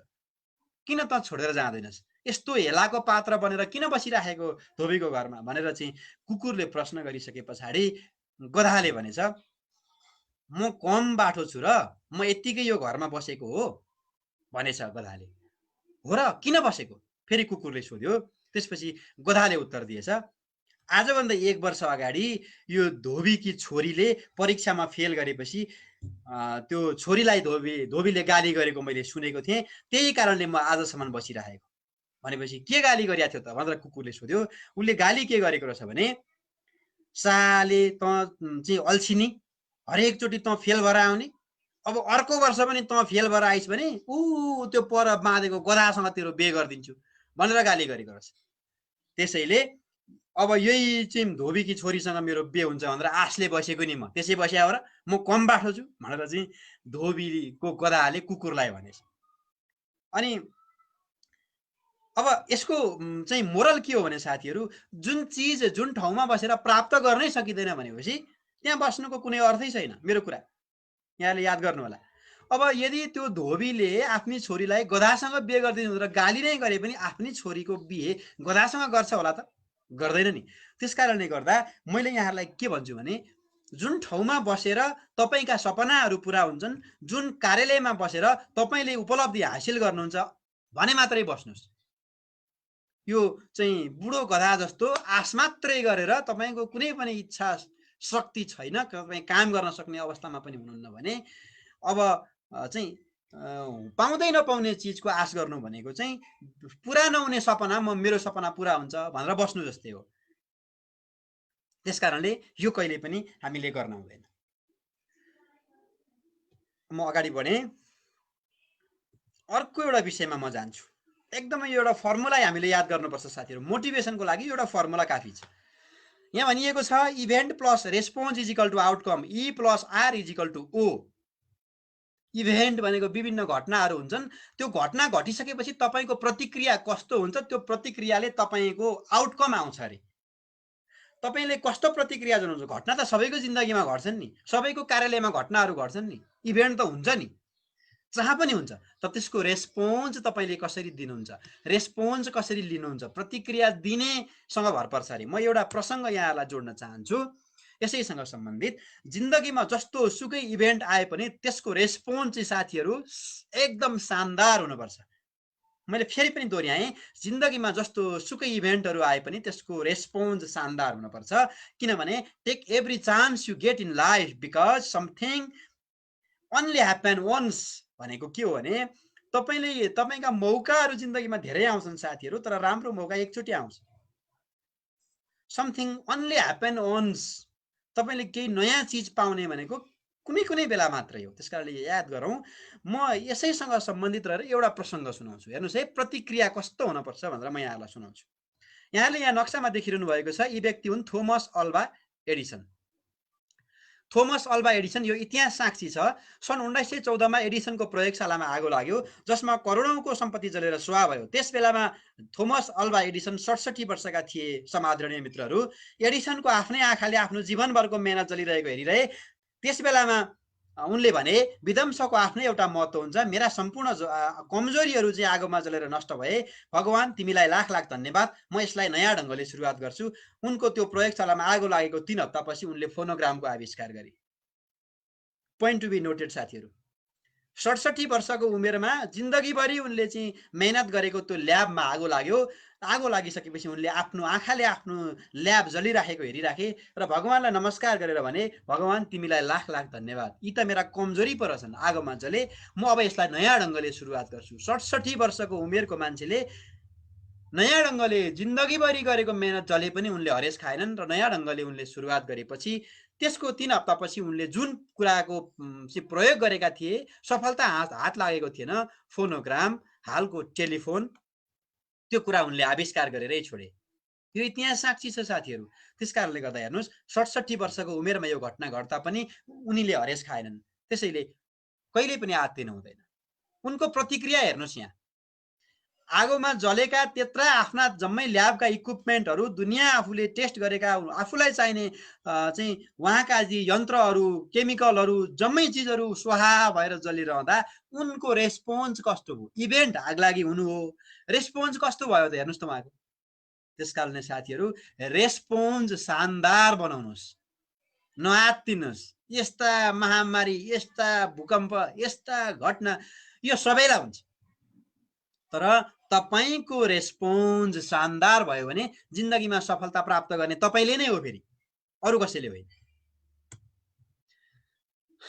त्यसकारण यो फर्मुला फेरि पनि म दोहोर्याउँछु, E + R = O अथवा इभेन्ट प्लस रेस्पोन्सले नै आउटकम ल्याउँछ। तपाई जिन्दगीमा कस्तो बन्ने, तपाईका कर्मचारीलाई कस्तो बनाउने, तपाईको कार्यालयलाई कस्तो बनाउने भन्ने घटना घटेपछि तपाईको प्रतिक्रिया कस्तो हुन्छ सँग जोडिन्छ। त्यसैले एउटा कुरा यहाँ मैले जोड्न चाहे, E + R = O को प्रसङ्गमा I do not control events. तपाईले तपाईका घटनाहरूलाई कन्ट्रोल गर्न सक्नुहुन्न। अहिले यो कोभिड तपाईले रोकेर रोकिन्छ, भूकम्प तपाईले रोकेर रोकिन्छ। त्यसकारणले मैले मेरो इभेन्टलाई कन्ट्रोल गर्न सक्दिनँ, तर मैले के चाहिँ गर्न सक्छु, I do control my response. मेरो प्रतिक्रियालाई चाहिँ मैले रोक्न सक्छु, कन्ट्रोल गर्न सक्छु। यति गर्नुस्, तपाईको जिन्दगीमा सफलता प्राप्त हुन्छ। म अगाडि बढेँ साथीहरू। कसैले तपाईको खुट्टा तान्यो भने नआत्तिनुस्, खुसी हुनुस्, किनभने ऊ भन्दा तपाई माथि हुनुहुन्छ र तपाईको खुट्टा तान्छ नि त उसले। बाल मतलब तपाई अगाडि बढ्नुस्। खुट्टा तान्ने ठाउँमा तपाई हुनु भनेको ऊ भन्दा माथि भएपछि खुट्टा तानेको त हो नि। त्यसकारणले साथीहरू यो कुरा एकदम पोजिटिभली लिनु होला। लड्न त लड्छन् सबै साथीहरू। सफल मानिस लडेपछि उठ्छ, लुगा टकटक्याउँछ अनि अगाडि बढ्छ। असफल मानिस त्यही लडिरहन्छ अनि भाग्यलाई सराप्छ। त्यसैले मैले अघि पनि भने, लडेपछि उठ्न कसैले सिकाउँदैन साथीहरू। लडेपछि उठ्न आफैले सिक्नुपर्छ, आफै उठ्नुपर्छ। तपाई लडेपछि उठ्न तपाईले सिक्नुपर्छ, त्यसपछि तपाई अगाडि बढ्न सक्नुहुन्छ। म अगाडि बढेँ। अब हेर्नुस्, तपाई चुप लागेर बस्नुहुन्छ भने त यो जिन्दगीमा गर्ने केही पनि होइन। तपाई चुप लागेर बस्दा यात्रामा तपाई असफल पनि हुनुहुन्न। तपाई यात्रामा निरन्तर अगाडि बढ्नुभयो भने तपाईका जोखिमहरू आउँछन्। यहाँ हेर्नुस् त साथीहरू, पानी जहाज बन्दरगाहमा नै सुरक्षित हुन्छ, तर त्यहाँ राख्न बनाइएको होइन। मेरा समादरणीय मित्रहरू, पानी जहाज बन्दरगाहमा नै सुरक्षित हुन्छ, तर त्यहाँ राख्न बनाइएको होइन। अनि आकाशमा उड्ने जहाज पनि एयरपोर्टमै सुरक्षित हुन्छ, तर त्यहाँ राख्न बनाइएको होइन। तपाईको अगाडिबाट धेरैले टेक अफ गरेर गए होला साथीहरू। तपाईले अगाडिबाट आफ्नो आँखा अगाडि अरूले टेक अफ गरेर, अरूले प्रगति गरेर, अरूले उन्नति गरेर गइरहेको हेरिरहँदा तपाई हेरेर बस्ने कि तपाई आजैबाट सुरु गर्ने, तपाई आजैबाट रोल मोडल बन्ने, तपाई आजैबाट साच्चीकै राम्रो यो नेपालकै सहकारीको नम्बर 1 कर्मचारी बन्ने हो भने अरूले जस्तै टेक अफ गर्नुहोस्। जहाज उड्नुभन्दा अगाडि टेक अफ गरे जस्तै आजैबाट सुरुवात गर्नुहोस्। जो सुखमा रमाएको हुन्छ साथीहरू, उसले दुःख सहन सक्दैन। जो सुखमा रमाएको हुन्छ साथीहरू, उसले कहिल्यै पनि दुःख सहन सक्दैन। अब म फेरि अगाडि बढेँ। यहाँ हेर्नुहोस्, यो मान्छेको जात, मान्छेको बानीको कुरा गर्छु। एउटा हिन्दीमा भनाइ छ, यहाँले स्क्रिनमा पनि देख्न सक्नुहुन्छ। एक बार इंसान ने कोयल से कहा, तू काली न होती तो कितना अच्छी होती। सागर से कहा, तेरा पानी खारा न होता तो कितना अच्छा होता। गुलाब से कहा, तुझ में कांटे न होते तो कितना अच्छा होता। तब तीनों एक साथ बोले, हे इंसान, तुझ में दूसरों की कमियां देखने की आदत न होती तो तू कितना अच्छा होता। साथीहरू, एकछिन हाँस्नुहोस्। मान्छेको जातको कुरा गरिरहेको छु, मान्छेको बानीको कुरा गरिरहेको छु, मान्छेको ह्याबिटको कुरा गरिरहेको छु। यो बानी तपाईँमा पनि छ, ममा पनि छ। अरूलाई खोट लगाउने, अरूको यो भएन, त्यो भएन, यसो भएको भए हुन्थ्यो भन्ने मान्छेको जात हो। यहाँ हेर्नुहोस् त, कोइलीलाई पनि दोष लगायो, समुद्रलाई पनि दोषै लगायो, गुलाबलाई पनि दोषै लगायो। अनि तिनैजना मिलेर के भने, हे मनुष्य, तैँले अर्काको कमजोरी देख्ने तेरो बानी नभइदिएको भए तँ आज कहाँबाट कहाँ पुग्थिस् मनुष्य भनेर सबैले चाहिँ एकसाथ भनिदिए। हेर्नुहोस्, मान्छे यस्तो हो। मान्छे यो गुण सबैमा छ। यो गुण लुकाएर लुक्दैन। ममा पनि होला, हजुरमा पनि होला, यो सबैमा छ। हामीले स्वीकार गरौँ र यो बानी आजैबाट छोडौँ। र अर्को पनि एउटा कुरा भन्छु, यहाँनिर हेर्नुहोस् यो नक्सालाई राम्रोसँग। किसी को लात मारने से पहले हम खुद कहाँ खडे है उसको पता होना चाहिए। अर्कालाई लडाएर झार्छु, अर्कालाई लात हान्छु, अर्कालाई तल पार्छु, अर्कालाई होच्याउँछु, अर्कालाई म झारेर म माथि पुग्छु भन्ने मान्छेले आफू पनि झर्छ। साथीहरू, यहाँ हेर्नुहोस् त, ऊ उभिएको धरातल कहाँ छ, के छ भन्ने कुरा उसले बुझेन भने अरूलाई लडाउँदा आफू पनि लड्छ। अब अर्को महत्त्वपूर्ण कुरा गर्छु म अन्त्यमा छु। अरूसँग तुलना कहिल्यै पनि नगर्नुहोस्। यो जिन्दगीमा तपाईँ जस्तो मान्छे अरू कोही पनि भेट्नुहुन्न। म जस्तो मैले अरू कोही खोजेर पाउँदिनँ साथीहरू। मै हो। मैले म जस्तो अरू खोज्दै हिँडेँ भने हुँदैन। म चाहिँ फलानु जस्तो हुन पाए हुन्थ्यो, फलानाले यसो गर्यो, मैले चाहिँ किन गर्न सकिनँ भनेर मैले तुलना गर्ने होइन। Do not compare yourself to others. तपाईँले कहिल्यै पनि अरूसँग तुलना नगर्नुहोस्।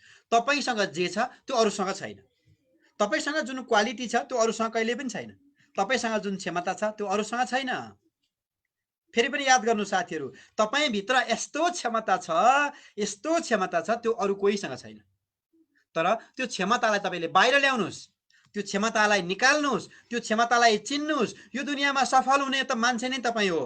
तपाईँले खोइ आफ्नो क्षमता चिनेको। तपाईँलाई भगवानले यो धरतीमा पठाउँदाखेरि यति धेरै क्षमतावान बनाएर पठाउनु भएको छ, त्यो क्वालिटी, त्यो क्षमता अरूसँग छैन साथीहरू। त्यसकारणले गर्दा आफूलाई चिन्नुहोस्, अरूसँग तुलना गर्ने होइन।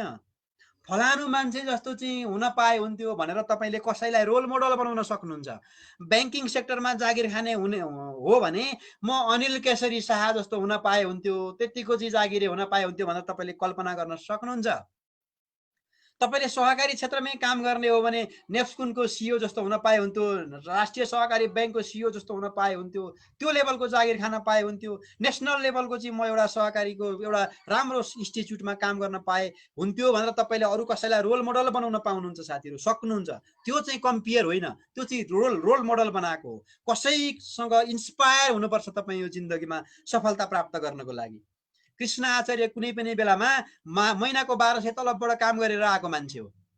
तर मेरो पनि कसै न कसैलाई मैले रोल मोडल बनाएको थिएँ। म फलानु जस्तो हुन पाए हुन्थ्यो भनेर मेरो चाहिँ एउटा यहाँ नक्सा थियो रोल मोडलको। त्यही रोल मोडलको पछि रोल मोडल जस्तो हुन खोजिरहेको छु म पनि हो। मैले मेरो उदाहरण किन दिएँ भने अरूको दिँदा त तपाईँहरूले गाली गर्नु होला।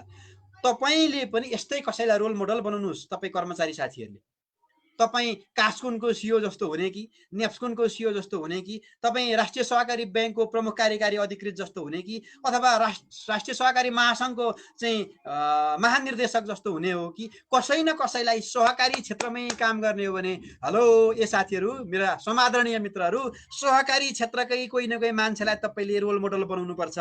तपाईँ सहकारी क्षेत्रमा काम गरेर म अनिल केशरी शाह जस्तो हुन्छु भनेर तपाईँले रोल मोडल बनाएर चाहिँ मिल्दैन। यदि त्यस्तो हो भने सहकारी क्षेत्र छोडेर गइदिनुहोस्। तपाईँको ठाउँमा अरू कोही आउँछ साथीहरू। तपाईँ अरू कसैलाई रोल मोडल, म विनोद चौधरी जस्तो धनी हुन पाए हुन्थ्यो भनेर सहकारीमा आएर काम गर्नुभयो भने तपाईँको रोल मोडल बनाएको मिलेन। त्यसैले साथीहरू एकदमै ख्याल गर्नुपर्ने कुरा चाहिँ रोल मोडल बनाउन पाइन्छ, तर अरूसँग तुलना गरेर आफूलाई तलको कहिले पनि नसम्झिनुस्।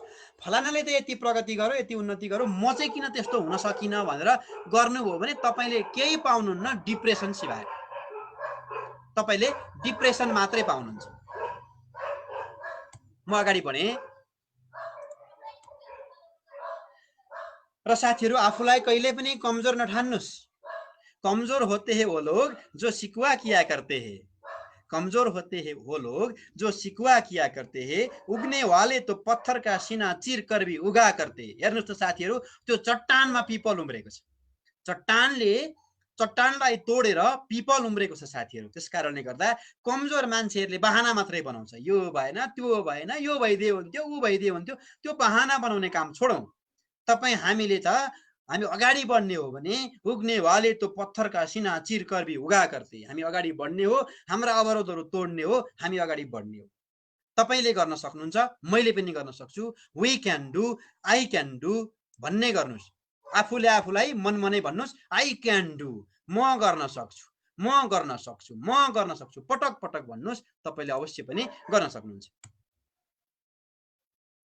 अब हेर्नुस् साथीहरू, तपाईँ यदि जिन्दगीमा सफल हुने हो भने तपाईँको एउटा कारक तत्त्व सङ्गत पनि हुन्छ। हेर्नुहोस्, कसको सङ्गत गर्ने? मान्छे परिवर्तन गर्ने सबभन्दा ठुलो कारक तत्त्व भनेको साथीहरू उसको सङ्गत हो। झिङ्गाको सङ्गत गरी फोहोरतिर गइन्छ रे, माउरीको सङ्गत गरी फुलतिर गइन्छ रे। अब हेर्नुहोस् त, हेर्दा दुइटै उस्तै हुन्छ। कता जाने तपाईँ? सङ्गत कसको गर्ने? त्यस कारणले गर्दा सधैँभरि आफूले केही कुरा सिक्न पाउने मान्छेको सङ्गत गर्नुस्, आफ्ना रोल मोडलहरूको सङ्गत गर्नुस्, आफ्ना मेन्टरहरूको सङ्गत गर्नुस्, मोटिभेसनल स्पिकरहरूको सङ्गत गर्नुस्, दुईटा कुरा सिकाइदिने मान्छेको सङ्गत गर्नुस्, अनि तपाईँ यो जिन्दगीमा सफल हुनुहुन्छ।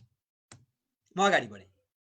अब हेर्नुहोस्, समय तपाईँको आउँछ साथीहरू, प्रतीक्षा गर्नुहोस्, कहिल्यै पनि विचलित नहुनुहोस्। पोखरीमा पानी रहन्जेल माछाले कमिलालाई खान्छ साथीहरू, तर सोही पोखरीमा पानी सुक्यो भने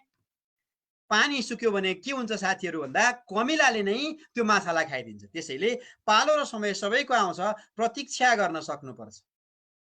फेरि पनि यसलाई याद गर्नु साथीहरू, पालो र समय सबैको आउँछ, प्रतीक्षा गर्न सक्नुहुन्छ, किनकि प्रतीक्षाको फल नै मिठो हुन्छ।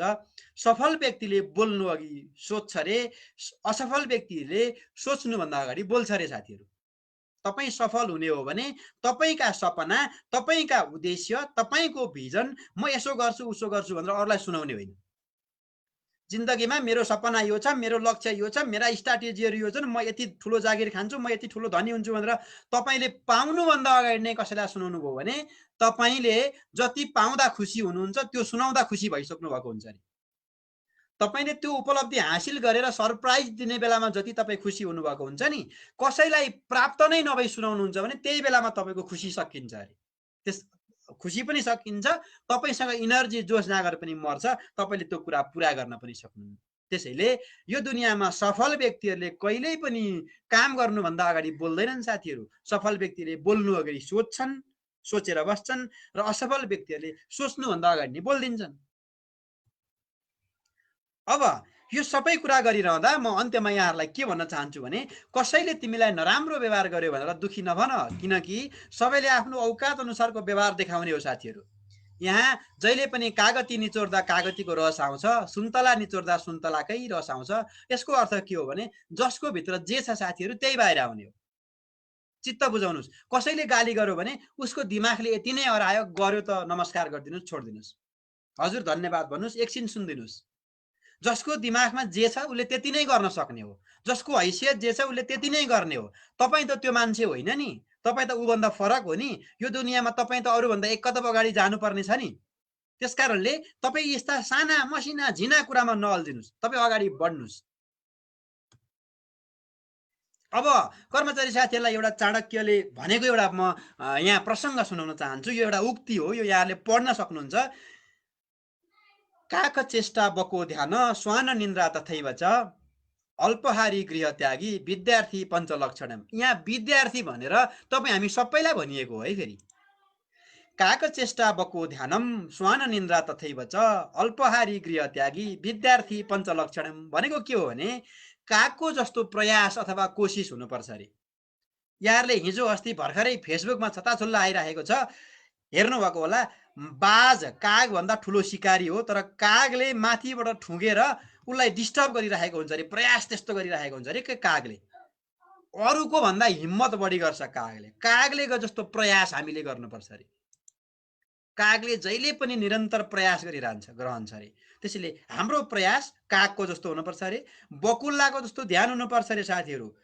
खोलाको डिलमा बसेर दिनभरि धैर्य ध्यान गरेर ढुकेर बस्छ। जब माछु बगेर आउँछ उसको निशाना चुक्दैन, झ्याम्म पार्छ, खान्छ। यसलाई अर्को अर्थमा भनौँ हैन, खोलाको किनारमा सेतो चुच्चो गरेको चरो, यहाँहरूले बकुल्लो बुझ्नुहुन्छ, चिन्नुहुन्छ, थाहा पाउनुभयो। अब ऊबाट हामीले के सिक्ने भन्दा ध्यान सिक्ने अरे, धैर्यता ऊबाट सिक्ने अरे। गम्भीरी बस्नु, अति धैर्य गर्नु, अवसर परेमा मात्र गाँजी लिनु, यो गुण त्यो बकुल्लाबाट सिक्नुपर्छ हामीले। हेर्नुहोस्, अब त्यहाँ तल भनिएको छ अर्को, हेर्नुहोस् त, कुकुरको जस्तो निन्द्रा। कुकुर कसरी सुत्छ? मजाले निदाउँछ पनि फेरि छिनभरमै उठ्छ अरे क्या। यसको अर्थ के? श्वान निन्द्रा तथैव च। श्वान निन्द्रा भनेको जुनसुकै बेलामा उठ्न पनि सक्ने, सुत्न पनि सक्ने। तपाईले एउटा कुरा याद गर्नुहोस्, तपाईँ जब दिनभरि काम गरेर थाक्नुहुन्छ, तपाईँ ओछ्यानमा जानुहुन्छ, ओछ्यानमा जाने बित्तिकै तपाईँलाई निन्द्रा पर्छ भने त्यो एकदम राम्रो। तर ओछ्यानमा गएर निन्द्रा पर्दैन, यता कोल्टे फेर्नुहुन्छ, उता कोल्टे फेर्नुहुन्छ, यता फेसबुक चलाउनुहुन्छ, उता च्याट गर्नुहुन्छ भने तपाईँको शरीरमा सन्तुलन मिलेन, तपाईँको दिनभरिको दिनचर्या मिलेन, तपाईँको शरीरलाई आरामै चाहिएकै छैन, थकान नै लागेको छैन भन्ने बुझिन्छ। त्यसकारणले गर्दा के हुन पर्यो भने, म फेरि एक स्टेप अगाडि गएछु, सरी, कुकुरको जस्तो निन्द्रा हुन पर्यो। कुकुरले के गर्छ साथीहरू? हेर्नुहोस् त, उसले थोर खान सिक्नु, अति सुरो हुनु, सुत्नु चनाखो, भई होस लिनु। तलपट्टि हेर्नुहोस् त, त्यहाँ चौथो नम्बरमा मैले लेखेको छु, खानेकुरा कम खाने।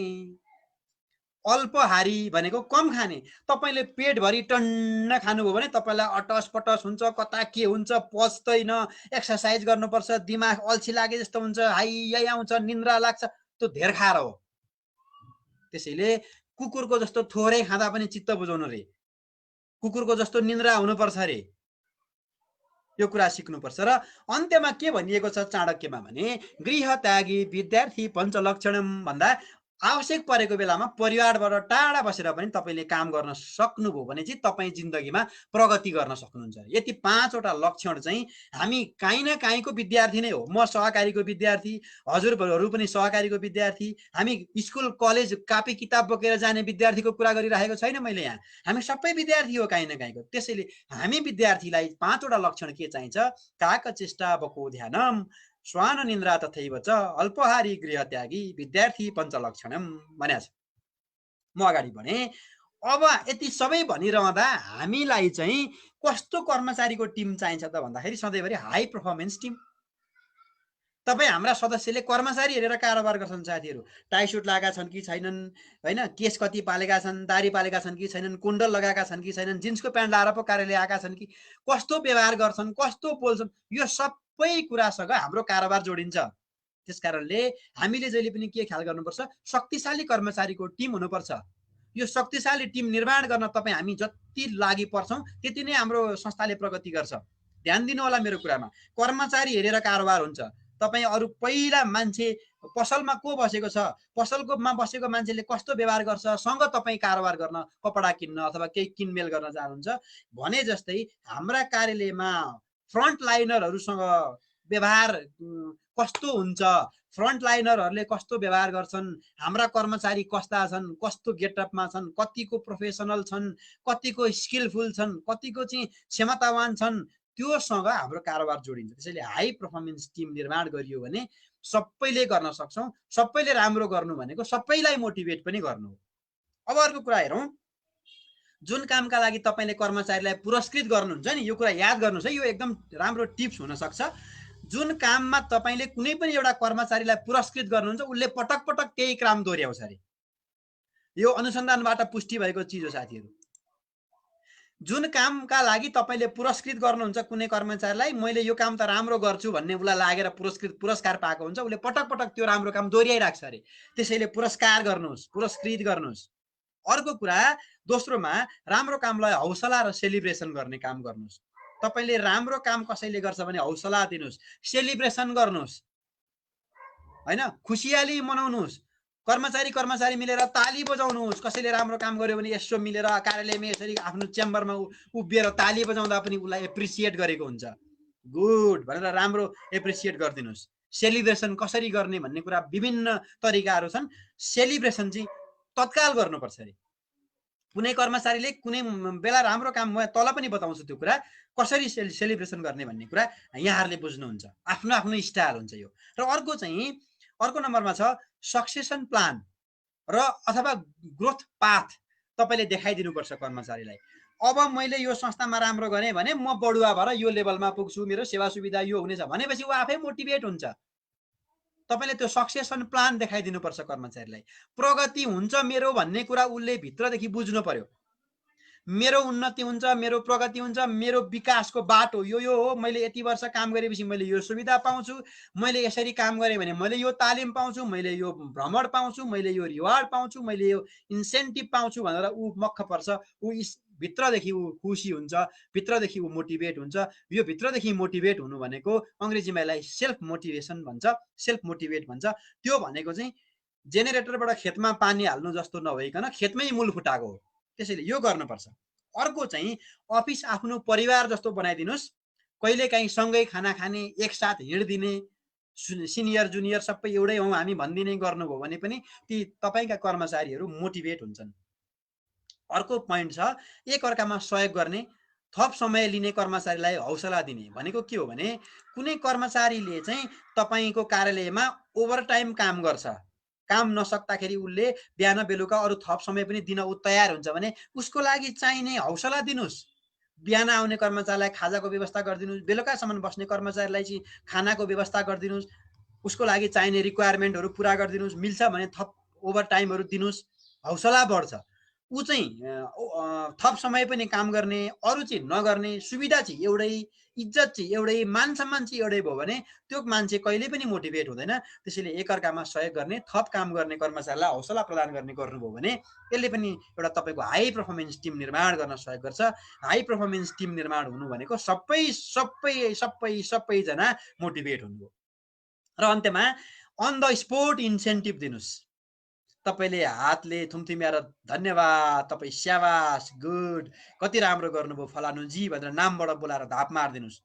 त्यो पनि एउटा राम्रो हुन्छ। अथवा चाहिँ कुनै चाहिँ ल तपाईँले यति टार्गेट पुरा गर्नुभयो आज दिनभरिमा भने तपाईँले यो पुरस्कार पाउनुहुनेछ भनेर घोषणा गरिदिनुहोस्। बोनसका कुराहरू चाहिँ तपाईँले कर्मचारीलाई इन्स्योर गराइदिनुहोस्। रेभेन्यू सेयरिङ गरिदिनुहोस्। ट्रेनिङ एन्ड एजुकेसनहरूको अवसरहरू दिनुहोस्। इम्प्लोइ अफ द मन्थ अथवा चाहिँ इम्प्लोइ अफ द इयर घोषणा गरिदिनुहोस्। तपाईँले सक्नुहुन्छ भने त इम्प्लोइ अफ द विक पनि गर्न सक्नुहुन्छ, इम्प्लोइ अफ द डे पनि गर्न सक्नुहुन्छ। यस्ता कुराहरू तपाईँले ल्याउनु भयो भने हरेक कर्मचारी एउटाले आज चाहिँ इम्प्लोइ अफ द विक पायो भने अब अर्को हप्ता चाहिँ म हुन पाए हुन्थ्यो भनेर ऊ मोटिभेट हुन्छ अरे के काममा। त्यसैले यस्ता टुल्स एन्ड टेक्निकहरू प्रयोग गरियो भने हरेकलाई हामीले मोटिभेट गर्न सक्छौँ। म अगाडि बढ्छु। अब साथीहरू, मेरा समादरणीय मित्रहरू, यो मैले भनेको होइन, यो डाले भन्ने एकजना विद्वानले भन्नुभएको एउटा भनाइलाई मैले यहाँ जोड्न सान्दर्भिक ठाने। उहाँले के भन्नुभएको छ भने it is said that employees do not leave companies, they leave people. तपाईँका कर्मचारीले छोडेर जागिर गए भने उसले कम्पनी छोडेको हुँदैन अरे, त्यो संस्था छोडेको हुँदैन अरे। कसलाई मात्रै छोड्छ भन्दा त्यहाँका मान्छे मात्रै छोडेको हुन्छ अरे। तपाईँका सञ्चालक मन नपरेर छोड्यो, या काम गर्ने वातावरण नभएर छोड्यो, या त्यहाँका कर्मचारीले उसलाई टिक्न दिएनन् र छोड्यो, या अरू नै यस्तै कुनै व्यक्तिको कारणले छोडेको हुन्छ अरे। सङ्गठनको कारणले छोड्दैन अरे साथीहरू। किनभने नि एउटा अर्गनाइजेसन छोड्यो भने पनि ऊ अर्कोमा गइसकेको हुन्छ भनेपछि they do not leave companies, they leave people. यो कुरा याद गरौँ। तपाईलाई छोडेर जाँदैमा तपाईलाई चाहिँ छोडेको हो, तपाईको सङ्गठनलाई छोडेको होइन, तपाईको संस्थालाई छोडेको होइन, उसले तपाईलाई चाहिँ छोडेको हो भन्ने कुरा नबिर्सिनु होला है। अब मान्छेलाई कसरी एट्र्याक्सन गर्ने, मान्छेलाई कसरी व्यवस्थापन गर्ने, तपाईँका कर्मचारीलाई कसरी चाहिँ तपाईँले संस्थामा निरन्तर सेवामा राखिराख्ने, कसरी मोटिभेट हुन्छन् त कर्मचारी भन्ने कुरा चाहिँ यो एउटा मैले देखाएको चित्रबाट यहाँहरूले बुझ्न सक्नुहुन्छ। यहाँभन्दा बाहेक तपाईँले केही गर्न पर्दैन साथीहरू। हेर्नुहोस् है त, एट्र्याक्सन चाहिन्छ के। हाम्रो संस्थामा जागिरको लागि कति धेरै एट्र्याक्सन छ भन्ने कुरासँग जोडिन्छ। तपाईँले एउटा विज्ञापन गर्नुभयो र 2 जनाले एप्लिकेसन दिए भने एट्र्याक्सन छैन तपाईँको सहकारीप्रति। तर एउटा विज्ञापन गर्नुहोस्, 20 जनाले एप्लिकेसन हाले, दरखास्त हाले भने बल्ल फलानु कख ग साकोसमा चाहिँ एट्र्याक्सन छ है जागिर, यहाँ चाहिँ जागिर खान पाए हुन्थ्यो भन्ने मान्छे रहेछन् अरू भन्ने बुझ्नुहोस्। एट्र्याक्सन चाहिँ छ। कर्मचारी पनि तपाईँको संस्थाप्रति एट्र्याक्सन भएर आउनु पर्यो। नम्बर 1, आइसकेपछि उसलाई तपाईँले एजुकेट गर्नुहोस्, शिक्षा दिनुहोस्, पढ्ने वातावरण मिलाइदिनुहोस्, निरन्तर योग्यता बढा, तैँले यो पढ्नुपर्छ भनेर उसलाई इन्करेज गर्नुहोस्, वातावरण मिलाइदिनुहोस्। अर्को कुरा ट्रेन, यस्ता तालिम शिक्षाका कुराहरूलाई अवसरको रूपमा दिनुहोस्, पठाइदिनुहोस्, विभिन्न ठाउँमा तालिमको लागि आयो अवसर भने दिनुहोस् त्यो अवसरहरू। अनि त्यसपछि मोटिभेट, तपाईँले हरेक दिन उसलाई मोटिभेट गर्ने। आज यसरी कास्कुनले सञ्चालन गरेको यो तालिममा मात्रै मोटिभेसन हुँदैन साथीहरू। यहाँले याद गर्नुपर्ने कुरा के हो भने तपाईँ एउटा संस्थाको प्रमुख हुनुहुन्छ या तपाईँ कुनै डिपार्टको हेड हुनुहुन्छ या कुनै क्यासमा काम गर्ने क्यासको टेलरको हेड हुनुहुन्छ या तपाईँ चाहिँ मार्केटिङको हेड हुनुहुन्छ, जहाँसुकै हुनुहुन्छ भने तपाईँ अन्तर्गतका कर्मचारीलाई तपाईँले मोटिभेट गर्नुहोस्, इन्करेज गर्नुहोस्। मोटिभेट गर्न आफू मोटिभेट हुनु पर्यो, आफू सन्तुष्ट हुनु पर्यो, आफूले आफ्नो संस्थाको काममा रमाएको हुनु पर्यो, अनि तपाईँले अरूलाई मोटिभेट गर्ने। संस्थाले मोटिभेट गर्नुहोस्, हाकिमहरूले मोटिभेट गर्नुहोस्, त्योभन्दा तलका जो पनि विभागीय प्रमुखहरू हुनुहुन्छ सबले साथीहरूलाई मोटिभेट गर्नुहोस्, अनि मात्रै उसले कार्यालयमा बसेर काम गर्ने चाहिँ रहर गर्छ। अर्को इम्पावर, भित्रदेखि उसलाई सशक्त बनाउने कुरामा पनि हामी चुक्नु हुँदैन। र रिवार्ड, मैले अघि भने मान्छेलाई मोटिभेसनको अर्को एउटा फ्याक्टर भनेको रिवार्ड पनि हो के, सम्मान, पुरस्कार हैन, यो पनि एउटा गर्नुपर्छ। यसो भयो भने पिपल म्यानेजमेन्ट हुन्छ, मान्छेलाई व्यवस्थापन गर्ने तरिकाहरू हुने। म अगाडि बढ्छु। यहाँ यो पनि मैले भनेको होइन, म कुनै विद्वान होइन र म यहाँहरूको कुनै पनि चाहिँ ठुलो त्यस्तो सल्लाहकार पनि होइन। मैले जानेका, मैले भोगेका मेरा केही अनुभवहरू मात्रै यहाँहरूलाई मैले सेयर गरिरहेको छु, माफ गर्नुहोला। यहाँ फेरि अर्को एउटा प्रसङ्ग म एउटा भनाइ जोड्न चाहन्छु। यो चाहिँ एपीजे अब्दुल कलामले भन्नुभएको छ। उहाँले के भन्नुभएको छ भने if you salute your duty everybody will salute you, अनि if you pollute your duty you have to salute everybody. यसको अर्थ के हो भने यदि तपाईँले आफ्नो कामलाई सम्मान गर्नुहुन्छ भने सधैँभरि तपाईँले अरूको सम्मान पाउनुहुनेछ, सबैले तपाईँलाई सम्मान गर्नेछन्। तर यदि तपाईँले आफ्नो कामलाई दूषित बनाउनुहुन्छ, आफ्नो कामलाई राम्रोसँग गर्नुहुन्न, नेग्लिजेन्स गर्नुहुन्छ, जागिर मात्रै खाए जस्तो बिहान 10-5 मात्रै जानुहुन्छ भने जिन्दगीभरि अरूलाई सल्युट गरेर हजुर हजुर नमस्कार गरेर तपाईँ बस्नुहुन्छ, त्योभन्दा माथिको पदमा तपाईँ कहिल्यै पुग्न सक्नुहुन्न। त्यसैले जहिले पनि कामलाई सल्युट गर्नुहोस्, जुन पदमा हुनुहुन्छ सल्युट गर्नुहोस्, कामलाई सम्मान गर्नुहोस्, कामलाई माया गर्नुहोस् साथीहरू। अब कस्तो काम गर्ने भन्दा स्मार्ट वर्क भनेको छौँ, हामीले भन्ने गरेका छौँ पटक पटक स्मार्ट वर्क। यो दुईटा नक्सा यहाँहरूले हेर्नुभयो भने थाहा पाउनुहुन्छ। यो माथिको नक्सा पुरानो तरिका भयो, ट्रेडिसनल स्टाइल भयो यो चाहिँ। अब यो नयाँ तरिका अहिलेको स्मार्ट वर्क चाहिँ तलको भयो। त्यो एउटा भैँसीलाई हिँडाउनको लागि 2 जनाले यति धेरै मेहनत गरेर पनि हिँडेको छैन, तर एउटै व्यक्तिले तलको भैँसी कति मजाले हिँडेको छ हेर्नुहोस् त। त्यस कारणले गर्दा स्मार्ट वर्क हुनपर्छ, इन्टेलिजेन्ट वर्क हुनपर्छ। Do not work hard, work intelligently भनेको छ। म अगाडि बढ्छु। अब अर्को महत्त्वपूर्ण कुरा, म अब अन्तिममा छु, टाइम म्यानेजमेन्ट साथीहरू। अब मैले यहाँ धेरै कुरा गर्दिनँ, टाइम म्यानेजमेन्टको पुरै एउटा तालिमै हुन्छ। मैले यहाँ एउटा स्लाइडमा धेरै कुरा गर्नु सान्दर्भिक पनि हुँदैन, न्याय पनि हुँदैन। त्यस कारणले गर्दा टाइम म्यानेजमेन्टको कुरामा म यति कुरा भन्छु, समय उड्छ साथीहरू, प्लेन जस्तै समय उडिराखेको हुन्छ, त्यसको पाइलट तपाईँहरू नै हो। अब तपाईँ पाइलट हो समयको भनेपछि कसरी कन्ट्रोल गर्नुहुन्छ समयलाई, यो जिम्मा तपाईँहरूलाई नै छ। समयले कसैलाई पर्खँदैन। त्यस कारणले गर्दा prepare your list of task, तपाईँले कामको लिस्ट बनाउनुहोस्। Delegate some task to others, तपाईँले केही कामहरू अरूलाई डेलिगेट गर्नुहोस्। डिफाइन अर्जेन्ट भर्सेस इम्पोर्टेन्ट, तपाईँले कुन काम गर्ने, पहिला अर्जेन्ट पहिला गर्ने कि इम्पोर्टेन्ट पहिला गर्ने छुट्याउनुहोस्। अनि do it now, don't be late, आजै गर्नुहोस्, ढिलो नगर्नुहोस्, भोलिलाई नसाच्नुहोस्। म्यानेज योर इनर्जी, तपाईँले कार्यालयमा नियुक्ति भएर गएका दिन जुन इनर्जी थियो तपाईँको इनर्जी आजसम्म त्यही हुनुपर्छ। अब 5 वर्ष काम गर्दा पनि त्यो इनर्जी सेलाउन पाउँदैन। जुन जोसका साथ कार्यालयमा प्रवेश गर्नुभएको छ, अन्तिममा बिदाई हुँदा साथीहरू त्यही जोसका साथ जानुपर्छ। तपाईँको इनर्जी कुनै पनि बेलामा कम हुनु हुँदैन। तपाईले बिहान सुरुमा जागिर खाना आउँदा बिहान खाना खाएर कार्यालयमा 10 बजी प्रवेश गर्दा तपाईसँग जुन इनर्जी छ, बेलुका 5 बज्दा तपाईँ लखतरानबाट निन्याउरो भएर के न भए जस्तो अनुहार खुम्च्याएर जानु हुँदैन साथीहरू। बेलुका 5 बजेसम्म पनि त्यही जोसिलो र फुर्तिलो अनुहार लिनुपर्छ। यसको अर्थ म्यानेज योर इनर्जी। तपाईँले आफ्नो इनर्जीलाई दिनभरि कसरी प्रयोग गर्ने भन्ने कुराको पनि व्यवस्थापन गर्नुपर्छ। र अर्को कुरा छ, खानेकुरामा ध्यान दिने र एक्सर्साइज डेली गर्नुहोस्। तपाईँ जतिसुकै जसले जे भने पनि ठुल्ठुला चाहिँ सफल व्यक्तिहरूको जीवनी पढ्नुहोस्, कथा पढ्नुहोस्, यस्ता तालिम लिनुहोस्, जसले जेसुकै भनोस्, दुईटा कुरामा ध्यान दिनुहोस्। तपाईँ बिहान ढिलो सुत्नुहुन्छ, ढिलोसम्म सुत्नुहुन्छ भने तपाईँले इनर्जीलाई पनि म्यानेज गर्न सक्नुहुन्न, टाइम पनि म्यानेज गर्न सक्नुहुन्न, तपाईँसँग जोस जाँगर फुर्ती काहीँ पनि आउँदैन। त्यस कारणले गर्दा यो कुरा म्यानेज गर्नको लागि खानेकुरामा ध्यान दिनुहोस्। खानेकुरा चाहिँ कस्तो खाने त भन्दा तपाईले जङ्क फुडहरू धेरै नखाने, हैन, चिल्लो पिरो चरक्क परेका त्यस्ता चिजहरूले तपाईँलाई राम्रो त गर्दैन, मिठो त हुन्छ। त्यस्ता चिजहरूमा एकदम खानेकुरा रोजेर छानेर खानुहोस् र डेली एक्सर्साइज गर्नुहोस्। तपाईँको म्यानेज योर इनर्जी भनेको तपाईँको चाहिँ इनर्जी म्यानेज हुन्छ है। अनि अर्को कुरा, शरीरलाई आराम पुग्ने गरी सुत्नुपर्छ साथीहरू। तपाईँको शरीरलाई 8 घन्टा आराम चाहिन्छ। जसले 8 घन्टा आराम गर्छ ऊ 16 घन्टा रमाउँछ साथीहरू। जसले 8 घन्टा शरीरलाई आराम दिन्छ ऊ मात्र बाँकी 16 घन्टा रमाउन सक्छ। जसले 8 घन्टा शरीरलाई आराम दिँदैन बाँकीका 16 घन्टा ऊ रमाउन सक्दैन। यदि तपाईँलाई 8 घन्टाको आरामले पुगेन भने 9 घन्टा सुत्नुहोस्, 9 घन्टाको आरामले पनि पुगेन भने 10 घन्टा सुत्नुहोस्, तर बाँकी 14 घन्टा तपाईँ रमाउनुहोस्। मैले यसो भनिरहँदा बढी सुत्ने मान्छेहरूलाई त खुब मजा भइरहेको होला। 8 घन्टा मात्रै सुत्नुपर्ने, 9 घन्टा 10 घन्टा सुत भनिरहेछ भनेर मजा भइरहेको होला साथीहरू। त्यो होइन, आराम शरीरलाई जति चाहिन्छ त्यति चाहिँ दिनुहोस्। तपाईँ निन्द्रा नपुगी उठ्नुभयो भने म बेलुका 2 बजी सुते पनि बिहान त 4 बजी त निन्द्राले मलाई फ्याट्टै छोडिहाल्छ नि भनेर गफ गर्ने होइन। आराम पुगेन, त्यो दिनभरि तपाईँलाई राम्रो गर्दैन, त्यसले शरीरमा स्वस्थता आउँदैन। त्यसैले तपाईँको समय सही छ। टाइम म्यानेजमेन्टको कुरामा मैले चाहिँ एउटा भनाइ यहाँ जोड्न चाहन्छु। हामीले बुझ्नु जरुरी छ कि हामीले यो बुझ्न जरुरी छ कि साथीहरू, राम्रो काम गर्नको लागि समय सधैँ सही हुन्छ अरे। यो चाहिँ यी व्यक्तिले भन्नुभएको नेल्सन मण्डेला, यहाँले चिन्नु पनि हुन्छ। उहाँले के भन्नुभएको छ भने हामीले यो बुझ्न जरुरी छ कि राम्रो काम गर्नेहरूको लागि सधैँभरि समय राम्रो, कतिखेर राम्रो समय आउला भनेर पर्खिने होइन अरे। तपाईँले जुन समय छ त्यही समयमा अगाडि बढ्नुहोस्, त्यो समय आफैमा राम्रो हुन्छ अरे। अब म अगाडि बढ्छु। अब एउटा कथा सुनाउँछु फेरि यहाँहरूलाई अन्त्यमा।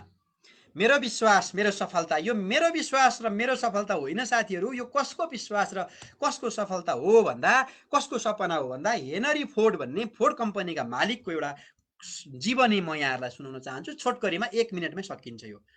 हेनरी फोर्डको सपना के थियो भन्दा, कुनै बेलामा उनी सुक्को पैसा नभएका बेलामा उनले सपना देखे। हेनरी फोर्ड धनी मान्छे होइनन् हजुर। अहिले फोर्ड कम्पनीका कारहरू विश्वभरि चल्छन्। उनी बिलियनियर बने हैन, एउटा धनी व्यक्ति बने। उनको जीवनी पढ्नुभयो भने थाहा पाउनुहुन्छ। तर उनले सपना कुन बेलामा देखेका थिए भन्दा, सुको पैसा नभएको बेलामा सपना देखेका थिए। उनले साथीसँग $5 सापट्टि लिएर साइकल मर्मत गर्न थाले बाटोमा। अनि बिहान 6 बजेदेखि बेलुका 6 बजेसम्म त्यही काम निरन्तर गरिरहे, 10 बजेसम्म निरन्तर गरिरहे। अनि निरन्तरताको परिणाम के भयो त पछि भन्दा, एउटा साइकल मर्मत गर्ने मान्छे पछि साइकलको पसले बने। फेरि पनि उनले निरन्तर त्यही काम गरिरहे अनि उनी साइकलकै ठुलो व्यापारी बने। अनि पनि निरन्तर गरिरहे अनि मोटर मर्मत गर्न सुरु गरे। गाडीहरू आउँदा यसो ग्रिज लगाइदिने, मोबिल लगाइदिने, धोइदिने, पखालिदिने, यस्तो कामहरू गर्दै उनी पछि फोर्ड कम्पनीका मालिक बने साथीहरू। उनको दुर्भाग्य, उनको सपना थियो लखपति बन्न पाए हुन्थ्यो भन्ने, तर बने के खर्बपति। त्यसकारणले सङ्कल्पको शक्ति, अठोटको परिणाम हेर्नुहोस्। एउटा सडक पेटीमा बसेर साइकल बनाउने व्यक्ति खर्बपति। कत्रो परिश्रम, कत्रो लगनशीलता। त्यसकारणले साथीहरू वास्तविकता बुझ्नुहोस्। यो बनावटी कथा होइन, रियल घटना हो, रियल जीवनी हो। यहाँहरूले बुझ्नुहोस्। अब म अगाडि बढेँ। म सक्नै लागेको छु। रुखको हाँगामा बसेको चरालाई हाँगो भाँचिएला भनेर कुनै डर हुँदैन अरे साथीहरू। मेरा समादरणीय मित्रहरू, रुखको हाँगामा बसेको चरालाई हाँगो भाँचिएला भनेर कुनै डर हुँदैन अरे। कारण के? चराले रुखको हाँगोलाई होइन साथीहरू, पखेटालाई विश्वास गर्छ। त्यसैले सधैँ आफूमा, आफ्नो क्षमतामा विश्वास गर्नुहोस्। संसार तपाईँले नै जित्ने हो, अरू कसैले होइन, तपाईँले नै जित्ने हो। हिम्मतिला पाइलाहरू सामु जतिसुकै अग्लो पहाड पनि फुच्चे साबित हुन्छ अरे। तपाईँले हिम्मत गर्नुभयो भने त्यो अग्लो पहाड पनि फुच्चे देख्नुहुन्छ। तर तपाईँ जब हिम्मतै गर्न छोड्नुहुन्छ त्यो पहाड झन्झन अग्लो देखिन्छ साथीहरू। त्यसैले गो अहेड, हिम्मत गर्नुहोस्। तपाईले नै हो यो संसार जित्ने। अब जसले हामीलाई उत्प्रेरित गर्छ, के कुराले हामीलाई उत्प्रेरित गर्छ भन्ने कुरा म टिप्स दिन्छु यहाँहरूलाई। सबभन्दा पहिला हामीलाई उपलब्धिले हामीलाई मोटिभेट गर्छ। तपाईले के उपलब्धि प्राप्त गर्नुभयो, वर्षभरिमा तलब कति पाउनुभयो, भत्ता कति पाउनुभयो, बोनस कति पाउनुभयो, तालिम कति पाउनुभयो, भ्रमणको अवसर कति पाउनुभयो, सिक्ने अवसर कति पाउनुभयो, तपाईले मोटिभेसन कतिको पाउनुभयो, तपाईले चाहिँ इन्स्पायर कतिको हुनुभयो, तपाईलाई भित्रदेखि के अरे इम्पावर संस्थाले कति गर्यो भन्ने कुरा चाहिँ सबै जोडेर उपलब्धिमा गाँसिन्छ। उपलब्धि भनेको महिनामा खनखनी पाउने त्यो नोट होइन साथीहरू, सबै चिजलाई जोड्नुस्। उपलब्धिले मान्छेलाई उत्प्रेरित गर्छ। त्यसैले उपलब्धि हासिल भएन भने मान्छे डिमोटिभेट हुन्छ। उपलब्धि प्राप्त गर्दै जानुपर्छ। उपलब्धिको लागि सबैलाई समान अवसर दिनुभयो भने हरेक मान्छे मोटिभेट हुन्छ। अर्को छ पदीय जिम्मेवारी। तपाईले पद दिनुभएको छ र पदको जिम्मेवारी दिनुभएको छ भने मान्छे आफै मोटिभेट हुन्छ, किनभने त्यो पदको ऊ लिडर हो, उसलाई अधिकार छ। ऋण अधिकृत भनेर तपाईले राख्नुभएको छ भने उसले ऋणको लागि उसले काम गर्छ, उसलाई केही अधिकार दिएको हुन्छ। लेखा अधिकृत भनेर दिनुभएको छ भने उसलाई पनि केही पदीय जिम्मेवारी दिनुभएको छ, त्यसले उसलाई मोटिभेट गर्छ। एउटा सिम्पल कुरा बताउँछु यहाँहरूलाई, यसले यो फर्मुला यहाँहरूले फलो गर्नुहोस्। कुनै कार्यालयमा तपाईँको अधिकृत राख्ने लेभलको हैसियत संस्थाको छैन भने पनि सुविधा तपाईँले सहायक स्तरको दिए पनि ऋण अधिकृत भनेर पद मात्रै दिए पनि हुन्छ। अधिकृत भनेर पद दिँदैमा तलब चाहिँ अधिकृतको दिनुपर्छ भन्ने कहीँ लेखेको छैन। तलब दिने भनेको तपाईँको संस्थाको क्षमता, तपाईँको आर्थिक नीति, तपाईँको सञ्चालक समितिको निर्णयले दिने हो नि त। म अधिकृत हो, अधिकृतकै लेभल मैले तलब पाउनुपर्छ भनेर पाइँदैन। संस्थाको हैसियत अनुसार तलब पाउने हो। त्यो सुविधा आफ्नो ठाउँमा छ। सुविधा तपाईँले जुन तहको दिए पनि तपाईँको कर्मचारीले ऋण सहायक भनेर भिजिटिङ कार्ड बाँड्नु र ऋण अधिकृत भनेर भिजिटिङ कार्ड बाँड्नुमा कति फरक पर्छ? त्यसैले यस्ता टेक्निकहरू लगाउनुपर्छ पदीय जिम्मेवारीको कुरामा। म अगाडि बढेँ। अर्कोमा सम्मान। मैले अघि पनि भने सम्मानले मान्छेलाई उत्प्रेरित गर्छ। अर्को छ कामको प्रशंसा र कदरले पनि मान्छेलाई उत्प्रेरित गर्छ। र अर्को छ व्यक्तित्व विकासको अवसर दिनुभयो भने पनि यसले तपाईँका कर्मचारीहरूलाई उत्प्रेरित गर्छ। तपाईँ हामी कर्मचारी छौँ भने हामीलाई पनि यसले उत्प्रेरित गर्छ। यति 5वटा कुराले हामीलाई उत्प्रेरणा जगाउने हो साथीहरू। अर्काले मोटिभेट हुनुपर्छ, मोटिभेसन भन्दैमा तपाईँले यो मोटिभेसन पाउने होइन, मोटिभेट हुने होइन। तपाईँले पाउने यति 5वटा चिज भयो भने मान्छे आफै मोटिभेट हुन्छ। कसैले केही गर्नै पर्दैन।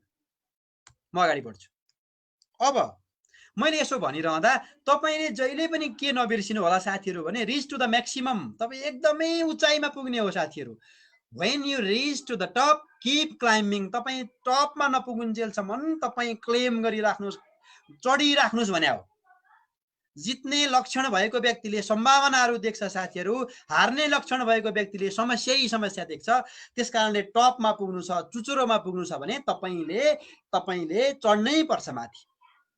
तपाईँ maximum reach to the maximum भएर मात्रै हुँदैन। तपाईँ टपमा पुग्नु भएपछि त्यहाँ पुगेर त्यसलाई निरन्तरता कायम गर्नु पनि अर्को चुनौती हो।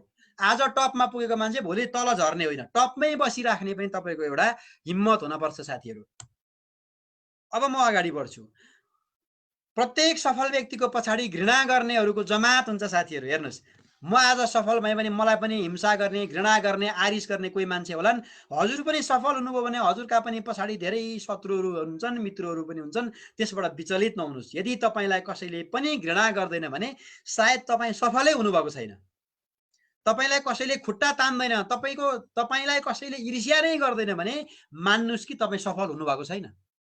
जो सफल छ उसलाई कसै न कसैले ईर्ष्या गरोस्, कसै न कसैले घृणा पनि गरोस्, कसै न कसैले आरिस पनि गरोस् साथीहरू, अनि मात्रै तपाईँ सफल भएको मानिन्छ। त्यसैले सफल पक्कै भइन्छ। भाग्यमा होइन परिश्रममा विश्वास गर्नुहोस्, अरूमा होइन साथीहरू आफैमा विश्वास गर्नुहोस्। सफल व्यक्तिहरूका फ्रेन्डहरू हुँदैनन् साथीहरू। मेरो कुरालाई याद गर्नु होला। सफल व्यक्तिका FRIENDS फ्रेन्ड्सहरू, साथीहरू हुँदैनन् अरे, तर के मात्रै हुन्छन्? फ्यानहरू हुन्छन् साथीहरू।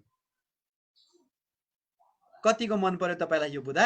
सफल व्यक्तिहरूका फ्रेन्डहरू हुँदैनन् साथीहरू, फ्यानहरू मात्रै हुन्छन्। त्यसैले आफ्नो इन्डिभिजुअलिटी एक्लै बस्दा प्राप्त हुन्छ साथीहरू। आफ्नो व्यक्तित्व चाहिँ एक्लै बस्ने गर्नुहोस्। तपाईँलाई मैले के सल्लाह दिन्छु भने सफलता प्राप्त गर्न हरेक दिन 30 मिनट एकान्तमा बस्ने गर्नुहोस्। किन बस्ने एकान्तमा? तपाईँका फ्रेन्डहरू धेरै भए भने तपाईँ सफल भएको मानिँदैन, तपाईँका फ्यानहरू धेरै भए भने तपाईँ सफल भएको मानिन्छ। त्यस कारणले फ्यान हुने मान्छे एक्लै हुन्छ नि सधैँभरि। फ्यान हुने मान्छे एक्लै बस्न रमाउन सिक्नुपर्छ। त्यस कारणले आफैसँग रमाउनुहोस्, 30 मिनट एकान्तमा बसेर आफैसँग रमाउनुहोस्, आफ्नो साथी आफै बन्नुहोस्, आफूलाई आफैले बुझ्ने प्रयास गर्नुहोस्, अनि साथी बिना पनि बाँच्न सिक्नुहोस् साथीहरू, तपाईँ सफल हुनुहुन्छ। म अगाडि बढ्छु। Be a role model. Be a role model. तपाईँ सहकारी क्षेत्रमा काम गरिरहनु भएको छ भने तपाईँको रोल मोडल को हो भन्ने कुरा आजै तय गर्नुहोस् है। मैले अघि सुरुमा पनि भने रोल मोडल तपाईँको को हो त यो दुनियाँमा? यो नेपालमा तपाईँ रोल मोडल को हो, अथवा नेपालभन्दा बाहिरको रोल मोडल सोच्नुहुन्छ भने पनि तपाईँ जुन क्षेत्रमा हुनुहुन्छ त्यही क्षेत्रको रोल मोडल खोज्नुहोस्, रोज्नुहोस्, आजै तय गर्नुहोस् साथीहरू। फलानु व्यक्ति जस्तो म हुन पाए हुन्थ्यो भनेर सपना देख्नुहोस् आजै। अनि मात्रै तपाईँ जिन्दगीमा मोटिभेट हुने, तपाईँ जिन्दगीमा प्रगति उन्नति गर्ने, तपाईँको जागिरमा तपाईँ राम्रो कर्मचारी हुने, तपाईँले काम गरिरहेको क्षेत्रमै तपाईँले चाहिँ संस्थालाई पनि राम्रो गरिदिने, आफ्नो जिन्दगीमा पनि उपलब्धि नै उपलब्धि हासिल गर्नको लागि चाहिँ कसै न कसैलाई आजैदेखि रोल मोडल बनाउनुहोस्। अब म अन्त्यमा छु। साथीहरू, मौका तपाईँको ढोका ढकढक्याउन अवश्य आउँछ। मेरो कुरा याद गर्नुहोस् है। मौका तपाईँको ढोका ढकढक्याउन अवश्य आउँछ साथीहरू, तर पहिले ढोका त बनाउनुहोस्। खोइ त ढोका? मौका आउँछ, ढोका ढकढक्याउँछ, तर तपाईँसँग ढोकै छैन भने के खोलिदिनुहुन्छ?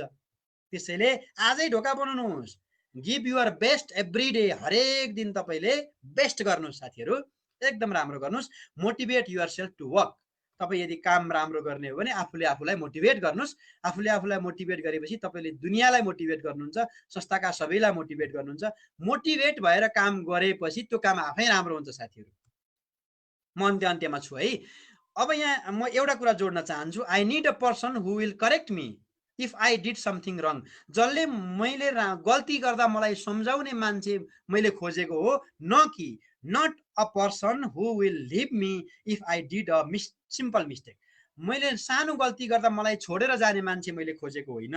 मैले कस्तो मान्छे खोजेको, मेरा गल्तीहरू सच्याइदिने मान्छे खोजेको भनेर एउटा भनाइ छ। र मैले अर्को पनि कुरा यहाँ जोड्न चाहन्छु साथीहरू, एकदमै बोल्दा विचार गर्नुपर्छ।